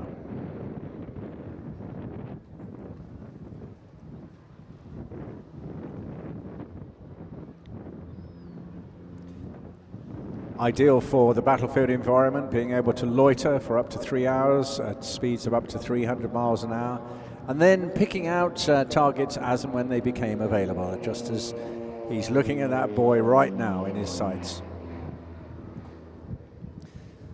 This particular aircraft's got particularly a German background as a tug aircraft, but the aircraft were also sold to Thailand, Venezuela and Indonesia, and other examples latterly supplied to the Morocco, the Philippines and Colombia.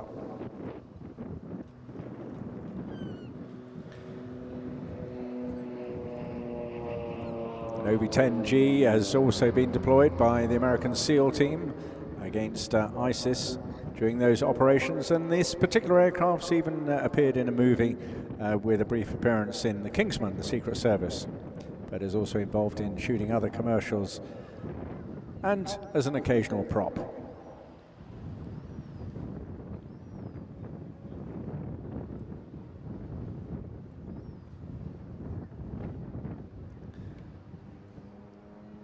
Tony, an avid and passionate aviation enthusiast, like so many, got his PPL on things like the Chipmunk at a very young age, now flying this, and an extraordinary maneuver, this fantastic topside pass, very high angle there, almost a parabolic maneuver.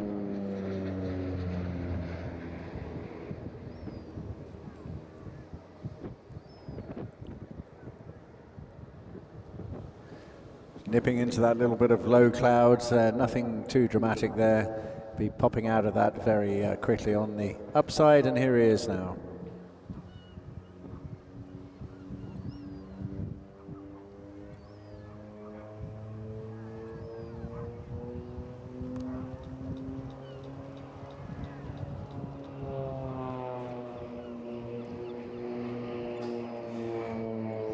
I'm giving a wonderful wing waggle, one of the biggest you'll see on the market. Literally 180 degrees well on either side. Absolutely terrific, and just showing off the extreme maneuverability of this aircraft. A really, really practical, can-do attitude airplane.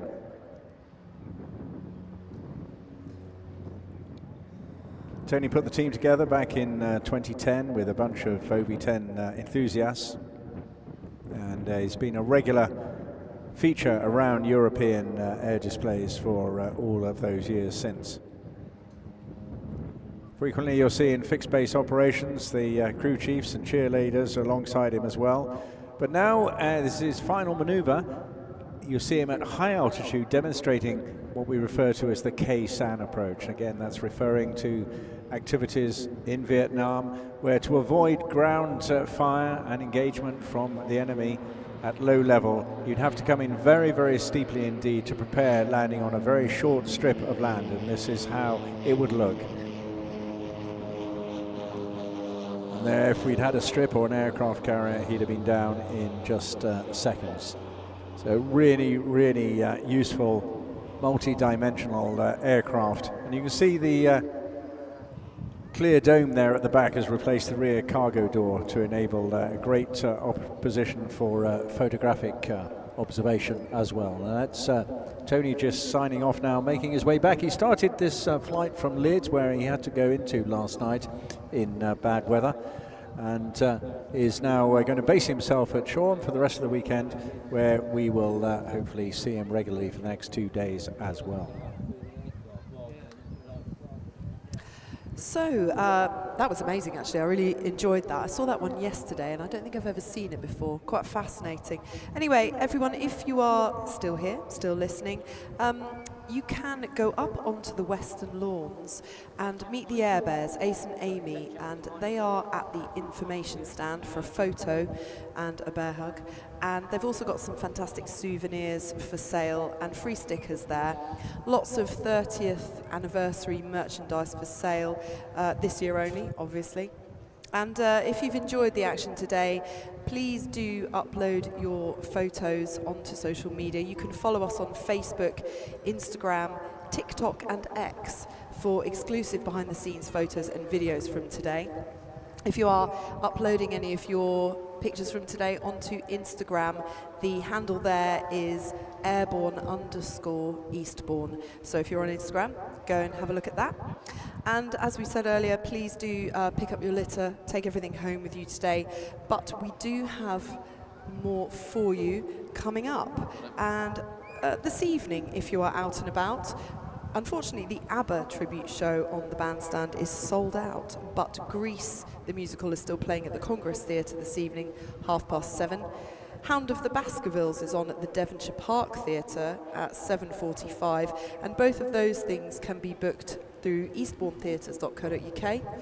And as I said earlier, my pick for tonight is the Pat Butchers, a rock band playing at the Garden Bar out in Sovereign Harbour. Songs you know, but like you've never heard before. And if you look out to the right-hand side, thank you very much, Fiona. You'll see our next act about to hit the display area, and it's an extraordinary display, this, if you've not seen it before, but a very, very colourful and enthusiastic character. He's going to switch that aircraft into a knife-edge position now and come all the way down the display line on his side, because it is Richard Goodwin in the pits jet special aircraft that he himself has thoroughly designed, and we're going to be talking to his engineer very shortly about this extraordinary machine.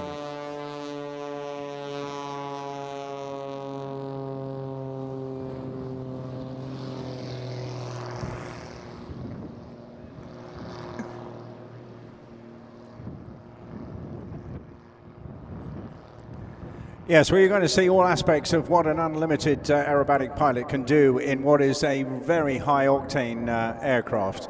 It's built for display work. It goes back to a design back in the mid-1940s when a really inventive guy called Curtis Pitts put this design together, ideally to get an aircraft that could really compete well in all aerobatic competitions. And we're going to go through all aspects of this aircraft's capability in the next couple of minutes. The aircraft were made famous very quickly. In fact, it was a female pilot, Betty Skelton, whose aircraft's hanging upside down in the Washington Smithsonian right now, that really put these aircraft in the world of frontline aerobatics. But of course, our own teams in the 70s made the pit special very special indeed. Upside down, hanging in the straps here. We're talking minus a couple of G there. Very uncomfortable position. You're all feeling 1 G the right way up, but if you put pressure on yourself upside down, you know what it's like. In fact, it's a bit like going into a washing machine and selecting fast spin. Now, this aircraft's been fitted in an extreme way. To tell us a little bit more about why this one is so different and why it can achieve what it can, please welcome Colin Hales. Colin, good afternoon. Good afternoon. Yes, indeed, it's a very, very special pit special. We have actually just strapped Richard into the aircraft. People don't realise, but normal harnesses aren't sufficient. Richard is actually ratchet strapped into the aircraft with 2 big ratchet straps. He's held in so tightly so he can fly the aircraft upside down and still remain in control. Yeah, and it's part of the forces that are required, of course. This is not for your average punter, is it? You've got to be really fit to do this sort of flying as well.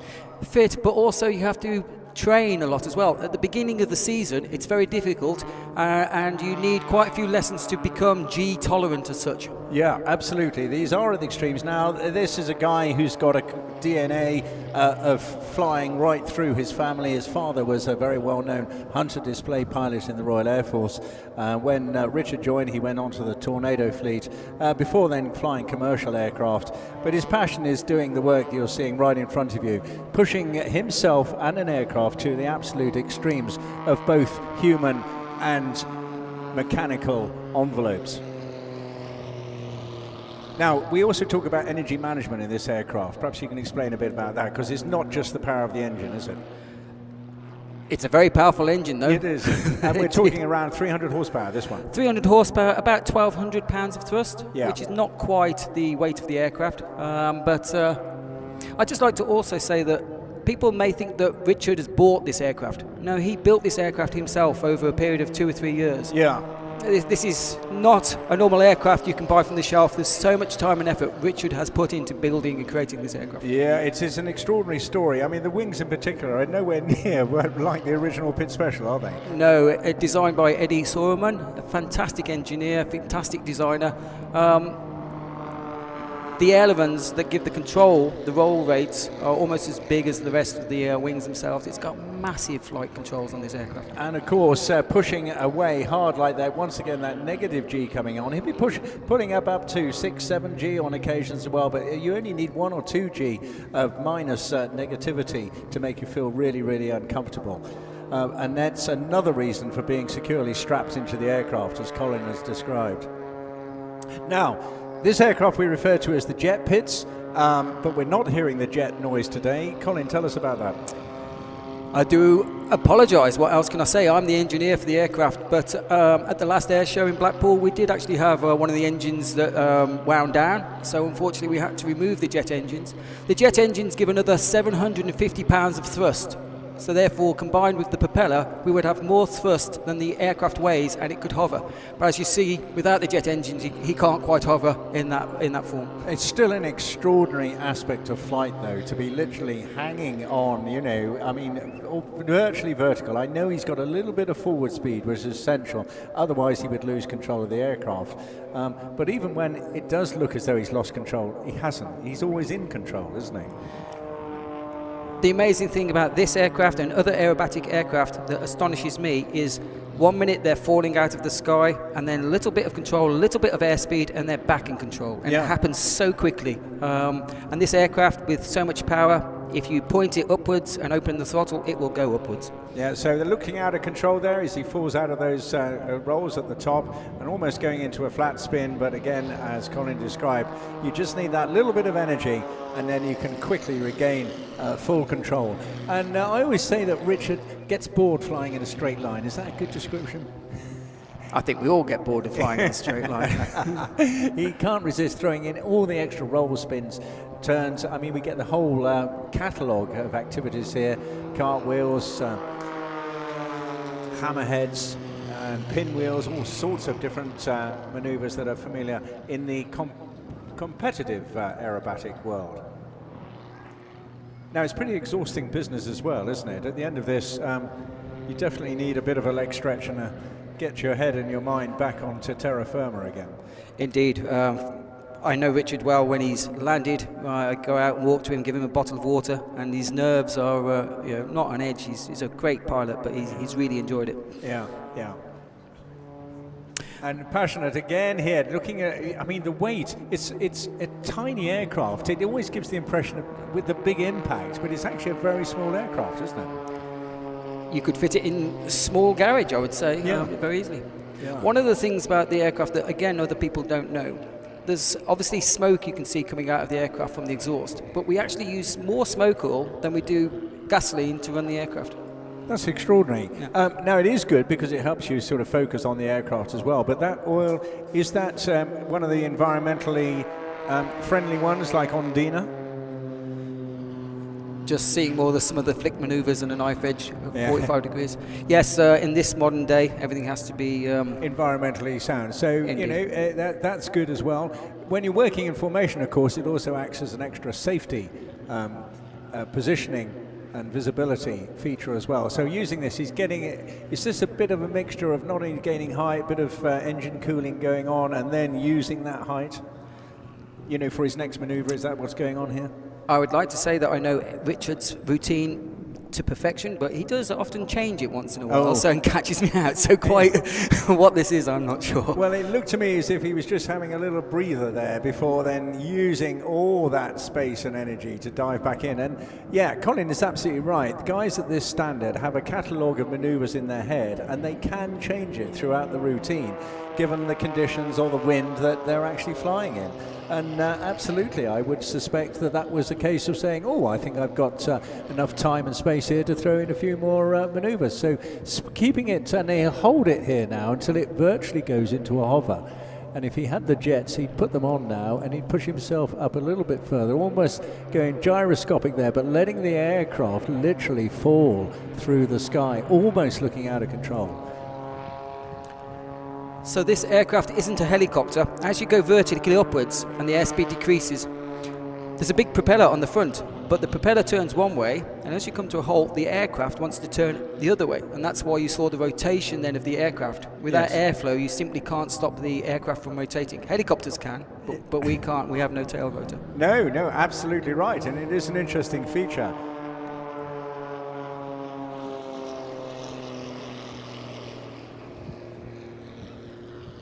And in fact, that's a similar sort of manoeuvre from, or effect a propeller has, even when on taking off as well with high-powered tailwheel aircraft. Can be difficult just getting off the ground, can't they? Certainly some of the warbirds and high-powered aircraft, if you open the throttle straight away to maximum throttle, it would just twist the aircraft off the runway. Yeah.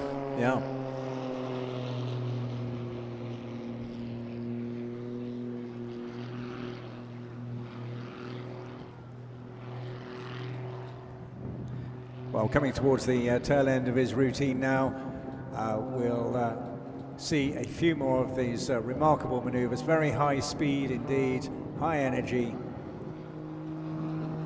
and using all that speed in the descent to add to the 300 horsepower he's already got, and then pushing out yet again. Oh, nose-bleeding manoeuvre that.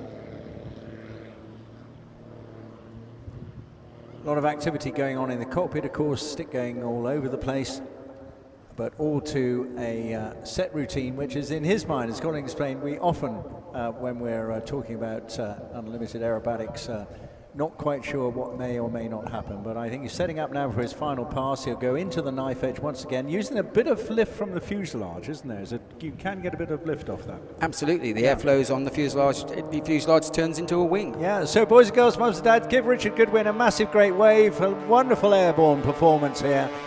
A really top guy, a sportsman, a true sportsman of the aviation world. And they're sliding it. I love the way he slides that across the sky.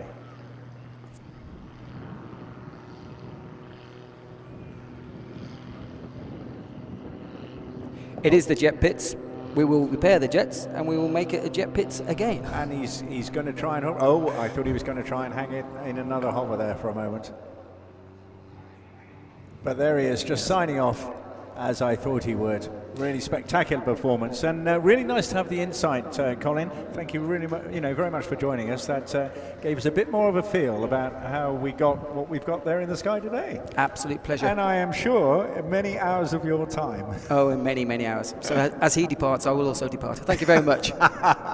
Well, thank you, Colin, very much, and thanks once again to Richard. A really superb bit of flying there. Well, just a couple of acts to go now, and we've got quite a contrast in those. We've got the Second World War fighter, of course, in the form of the P-51, and that'll be then succeeded by a modern-day fighter bomber attack all-round multi-role aircraft. So we're just waiting for the next pilot to check in. It's in the hands today of Alistair Steg Williams, is his nickname, another buddy of mine from many years ago in Army Aviation, and looking forward very much to seeing him. It's a superb aircraft. There have been many, many decades of discussion about what was the greater, what was the most successful fighter. Was it the Spitfire? Was it the Mustang? But the Spitfire was, of course, hugely the right aircraft at the right time, fantastic design, speed, elan, and of course a great effectiveness developed well beyond 20 different variants, and ending up as a very high performance aircraft and high altitude photo recce aircraft as well. But the Mustang, very much an all-round machine, achieving phenomenal success. Well, just I think about a minute or so to go. We'll tap into Fiona's den of knowledge. Okay, well, I was just thinking though that if there is anyone who's here today, or who's listening even on the radio, and you're coming into the town for the air show tomorrow and Sunday, I do believe on Sunday there are still some spaces available in the Aviator Club, which is one of the enclosures on the Western Lawns, where you can have an absolutely wonderful sort of VIP experience. So do visit eastbourneevents.org if you fancy a space on Sunday in the Aviator Club. And there are still some places, I do believe, on the stands as well. So yes, visit the website there and have a look if you fancy a little bit of VIP treatment over the weekend. Oh, I wouldn't mind a bit of that. I wouldn't mind a bear hug either, actually. You mentioned, I just thought I haven't had my airborne bear hug yet. Well, I think you need to go and find the Air Bears then, don't you? I'm not going to get one from you, am I? So I'll go and find Amy, I think. Good idea. Yeah, excellent, excellent. We'll look forward to that. And yes, the feedback from the VIP tent is very good indeed, and I think it's a fantastic offer. Particularly compared with many other air shows, it's really, really good value for money. So do sign up for that. And the weather looks just perfect for it as well. Way more comfortable and pleasurable surroundings. Even got your own loo. Well, there you go. What more could you ask for? How important, how key is that at a big event? You don't even have your own loo. No, I don't. I had to run. I mean, by the way, yeah, could we have one at the commentary box next year, please? That would be really, really, really helpful. Good. Okay, seen Mustangs before in your life? I think so, yes, here. Oh, here? Yeah. Ah, great. Mm-hmm. Okay, yes, we, in fact, we used to have Peter Teichmann used to bring one in. Yeah, no, and he's pretty much retired from display flying. He had a fantastic collection of vintage warbirds, actually, all meticulously restored. Really, really outstanding machines. So I hear the airwaves sparkling into activity. So let's keep our eyes peeled. Now, I'm not sure. He was in Biggin Hill yesterday, Steg Williams, with this aircraft, but he's got much better weather making his way down here. So I'm guessing he'll probably come in from the right-hand side. I'm not too sure, but give us a wave if you see him before me. It's a substantially, I mean, it's a big, meaty fighter, the Mustang.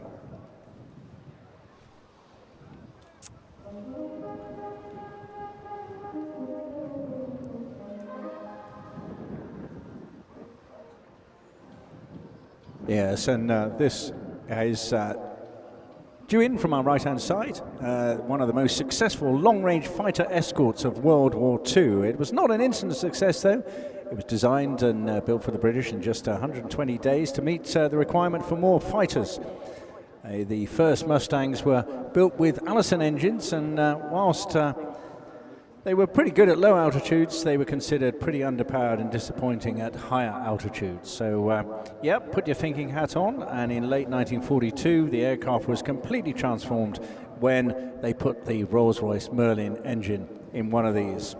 Well, that went on, and having been license built by Packard, the Packard Merlin becoming a well-known engine reference,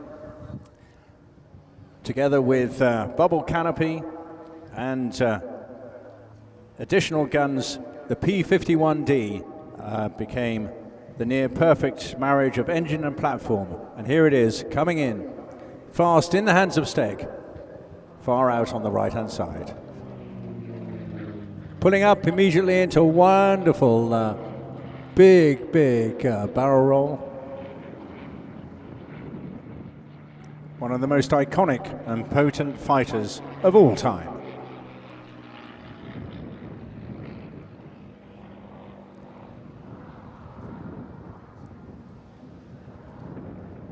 The P-51D's range was an incredible 2,000 miles thanks to its huge fuel capacity of 1,000 litres internally and 815 litres in the drop tanks. Equally impressive was a level maximum speed of just over 430 miles an hour at 25,000 feet and a maximum diving speed of 500 miles an hour, altogether with a service ceiling just under 42,000 feet.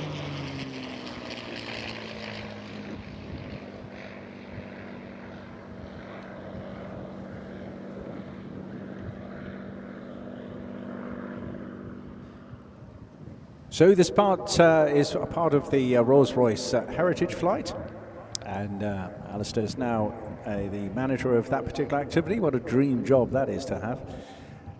And they're looking also to inspire and educate and promote aviation heritage through the operation of these rare and very historically accurate aircraft engines and artifacts, and to demonstrate engineering excellence whilst describing the pathway to modern technology and sustainability through media visits, promotional activity, and working with the youth of today.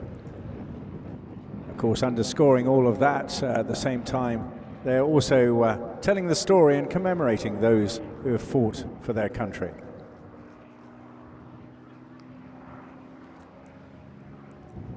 Alistair's background was training as an anti-tank helicopter pilot, serving 2 operational tours and an instructional tour, but also managed a couple of seasons on my old team that I used to manage, the Blue Eagles helicopter display team out of Middle Wallop.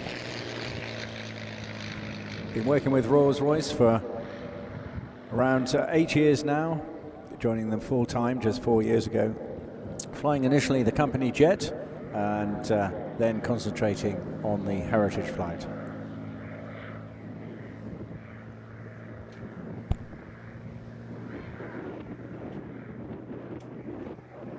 This particular aircraft was delivered to the United States Army Air Force in July 1945, so didn't quite get to see combat service during World War II, having spent much of its service life in various training units, and was delivered to the Royal Canadian Air Force in 1951, serving with 403 City of Calgary Squadron up until April 1959.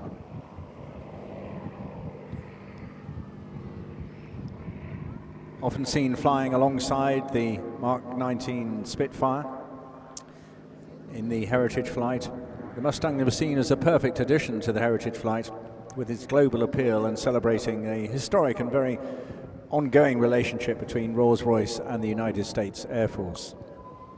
Yeah, that distinctive whistle there coming out of the gun ports, and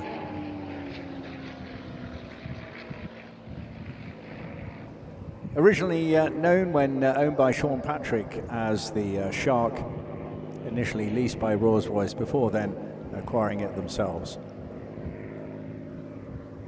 Now in the colours of the notable Colonel Donald Blakesley. He was the legendary commanding officer of the 4th Fighter Group, the Debden Eagles, and giving a very accurate representation of his mount at the time, which was Whiskey Delta Charlie. Lovely topside pass here. Steg will be giving you a bit of a close look as he flies past. This aircraft also had a nickname of Warhorse, and relating to the Mustang's pilot at the time, Blakesley, his radio call sign was Horseback Leader.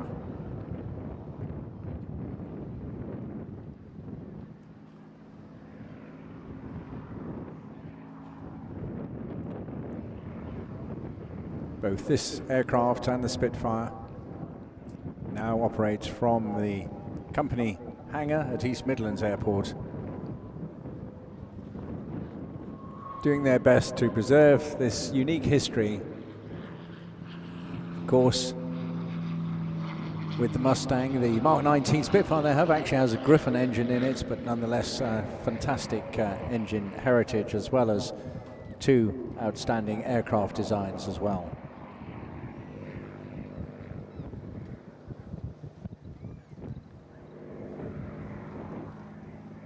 billed to fly with us today. We are hoping still to see the Spitfire by the end of the weekend. We're just waiting for an update on serviceability of that.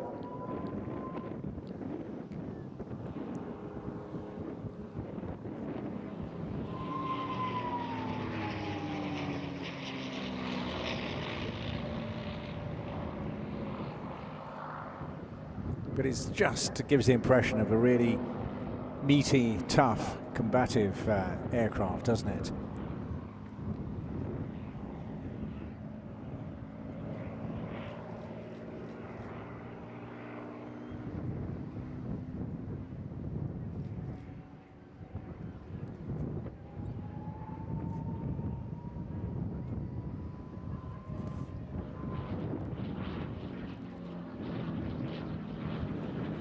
Good chance to give him a wave on these topside passes. Yeah, he's nodding to you. It's always great feedback for the pilots. They don't get the chance to come and have a chat with you, being based so many miles away. And I know they really enjoy your participation as well.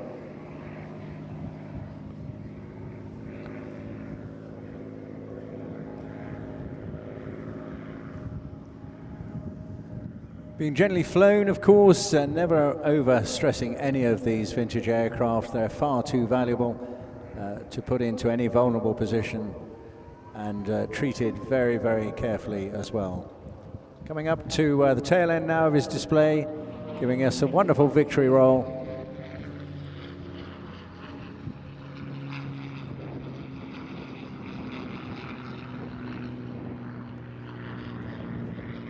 And that is Alistair Steg-Williams signing off in the P-51D Mustang.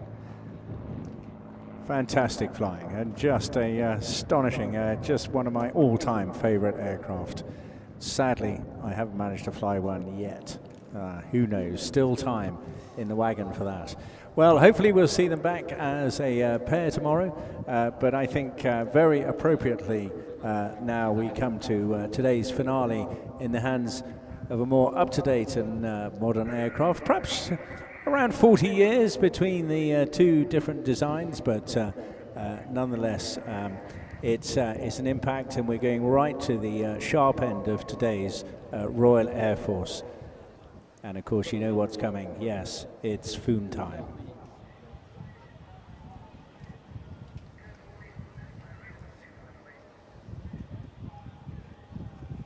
And you can probably hear in the background the radio communications going on. That is, of course, Turbo in the background, just signing in.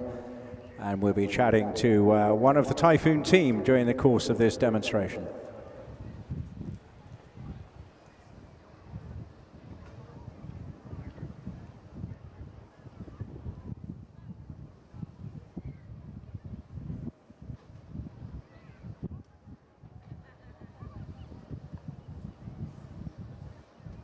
So stand by your hats. This is the most extraordinary machine, of course. It is right at the sharp end of protecting the borders of the United Kingdom. Breaks off to liftoff in just 8 seconds. Breaks off to 35,000 feet and a speed of Mach 1.5 in just 2.5 minutes.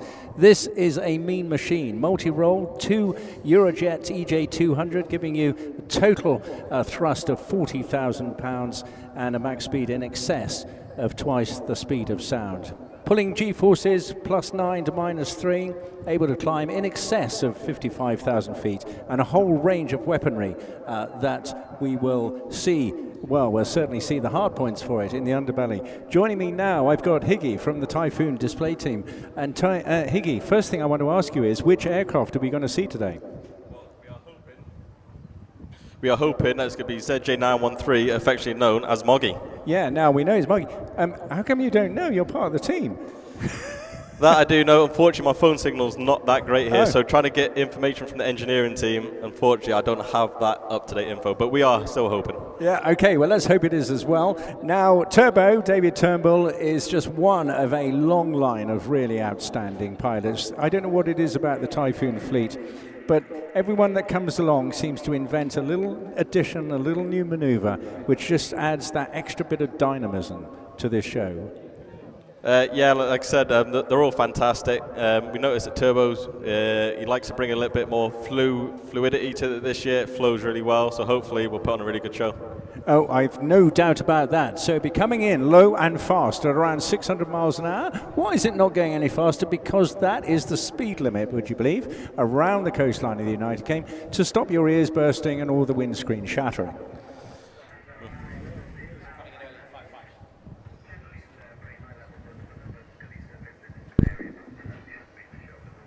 So we're just hounding off for about 2 minutes. He's just checking out the local environment. Of course, they go through a few pre-display actions as well, and to have what we call a bit of a G-warm, where he just puts both himself and the aircraft under a bit of pressure to ensure all the systems are all regular and ready to go.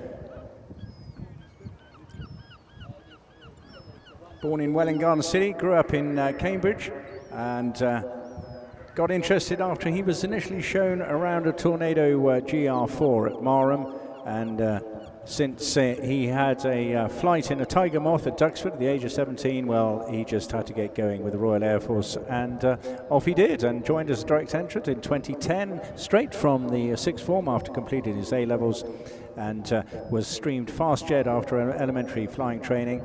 He was holding for a short time and had a great time with the BBMF, I understand, and flew many trips with them as well, and got his wings at Linton-on-Ouse before then going via the Hawk T2 at Valley, and rolled to the Typhoon FGR4.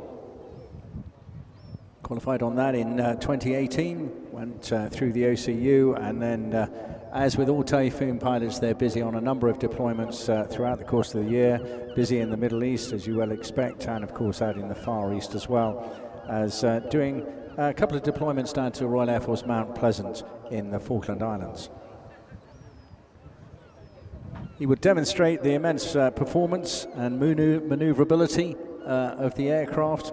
It must be a very exciting machine to work on, not just in the air but on the ground. Now, Higgy, I don't know, are you sort of like pre-selected as well? Do you have to fight to get into the team that goes around doing air displays? So with the air displays, it's mainly run on a volunteer basis, so you put your name forward, do some interview, stuff like that, and hopefully you get picked for it. And coming in from the left-hand side now, please welcome Turbo in the mighty Typhoon.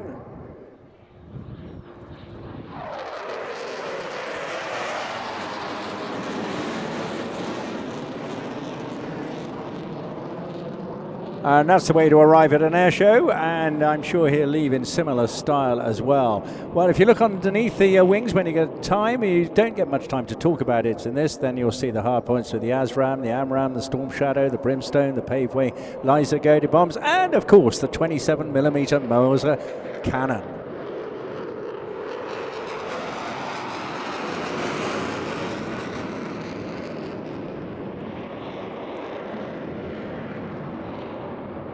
Oh, going very freestyle, as they like to say, carefree handling in this machine. Now he's got a little assistant on board, a digital lady, I understand. Is that correct?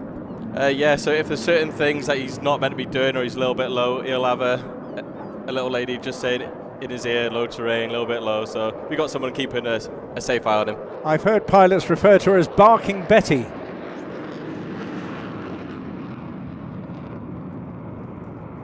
And of course, you're regularly seeing up the jet pipe of 40,000 pounds of thrust from those two EJ200 turbofans at the same time, as he maneuvers this through an incredibly small area of airspace.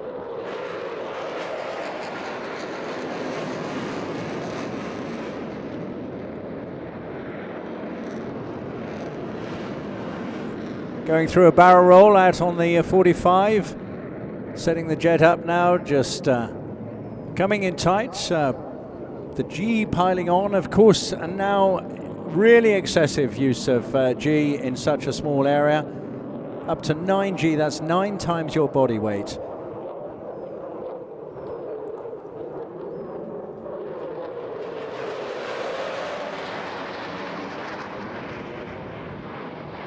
Now, what's your particular specialism on this aircraft? You all have different talents, don't you? Yeah, so my work that I tend to do day to day, I work as a weapons technician, so looking after the ejection seats and the weapon systems upon this mighty fine aircraft. Indeed, and this would be one of the latest generation ejector seats as well, wouldn't it? Yeah, so this is the Mark 16A. Awesome piece of kit made by Martin Baker, and thankfully we haven't had to use it yet on a British Typhoon. Yeah.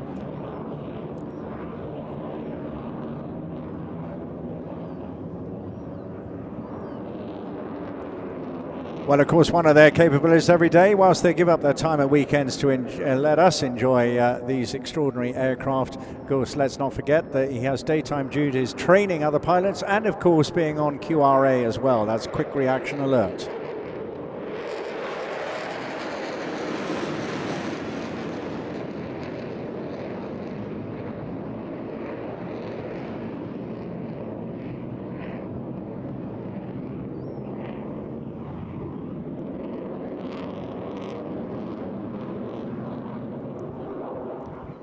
Now, the great thing with this jet is that not only can you fly very fast, but you can fly very slow, and you'll see a little bit at the moment. But right now, here's a great example of a slow roll.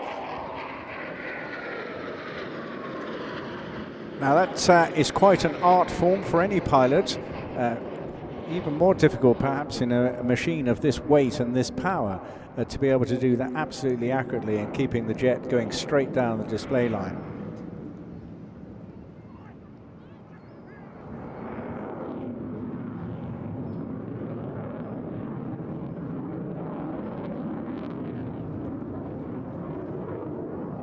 Now you can hear the throttles coming off a little bit, going into a very slow barrel. And then with the throttles right back, and you notice how incredibly quiet this has become, but he's still flying at about 110, 120 knots with a stick back towards him, and in a high profile, high alpha we call this, just before, it's basically the angle of the aircraft where it's still flying, but it's close to the upper angle of attack before it would fall out of the sky. Of course, the little computer on board would never let him do that, but the little canards at the front there, if you've got your high-profile photographic lenses and binos, you'll see them twitching away because they are just keeping the aircraft under full control. Very shortly now, he's going to push the throttles. There we go. Back into full reheat.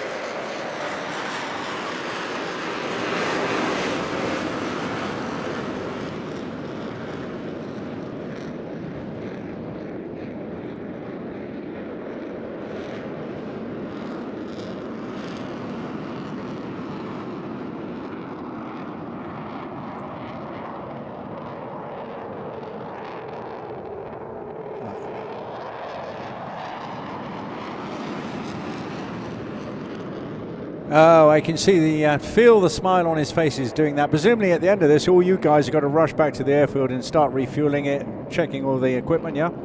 Yeah, so the guys back at the working out of Southend this weekend, they'll be giving it a good service, a good look over once he's landed.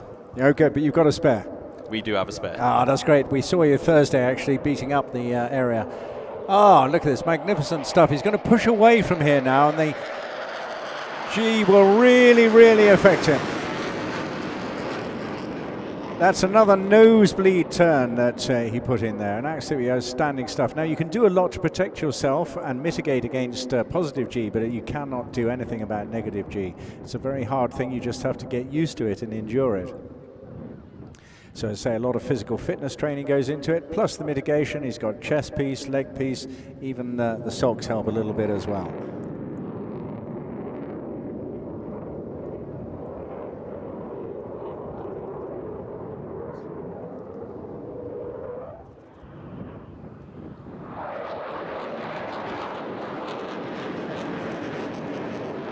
Put in a couple of derry turns there. That, of course, is a fainting, a famous fighter maneuver put together by the famous John Derry, where you feint to go left, but it's in a roll, but you're actually going to turn right, or vice versa.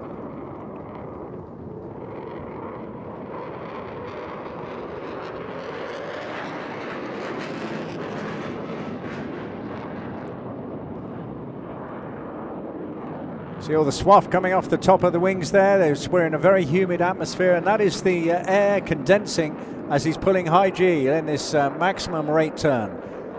So the G really on all the time, all the way around this turn, and he's absolutely pushing the aerodynamic lift. Oh, fantastic photographer's moment there. This is a really, really good display.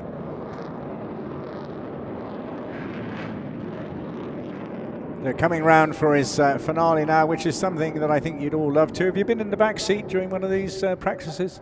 Not during a practice, but I have had the privilege of having to go in the back seat of a normal sortie. Yeah, it must have been fantastic. Well, I reckon he's going to go full throttle now, pointed at us, and then just reach for the sky. Because we have clearances in place to enable turbo, just to set this jet on its tail and say farewell Airborne, see you tomorrow.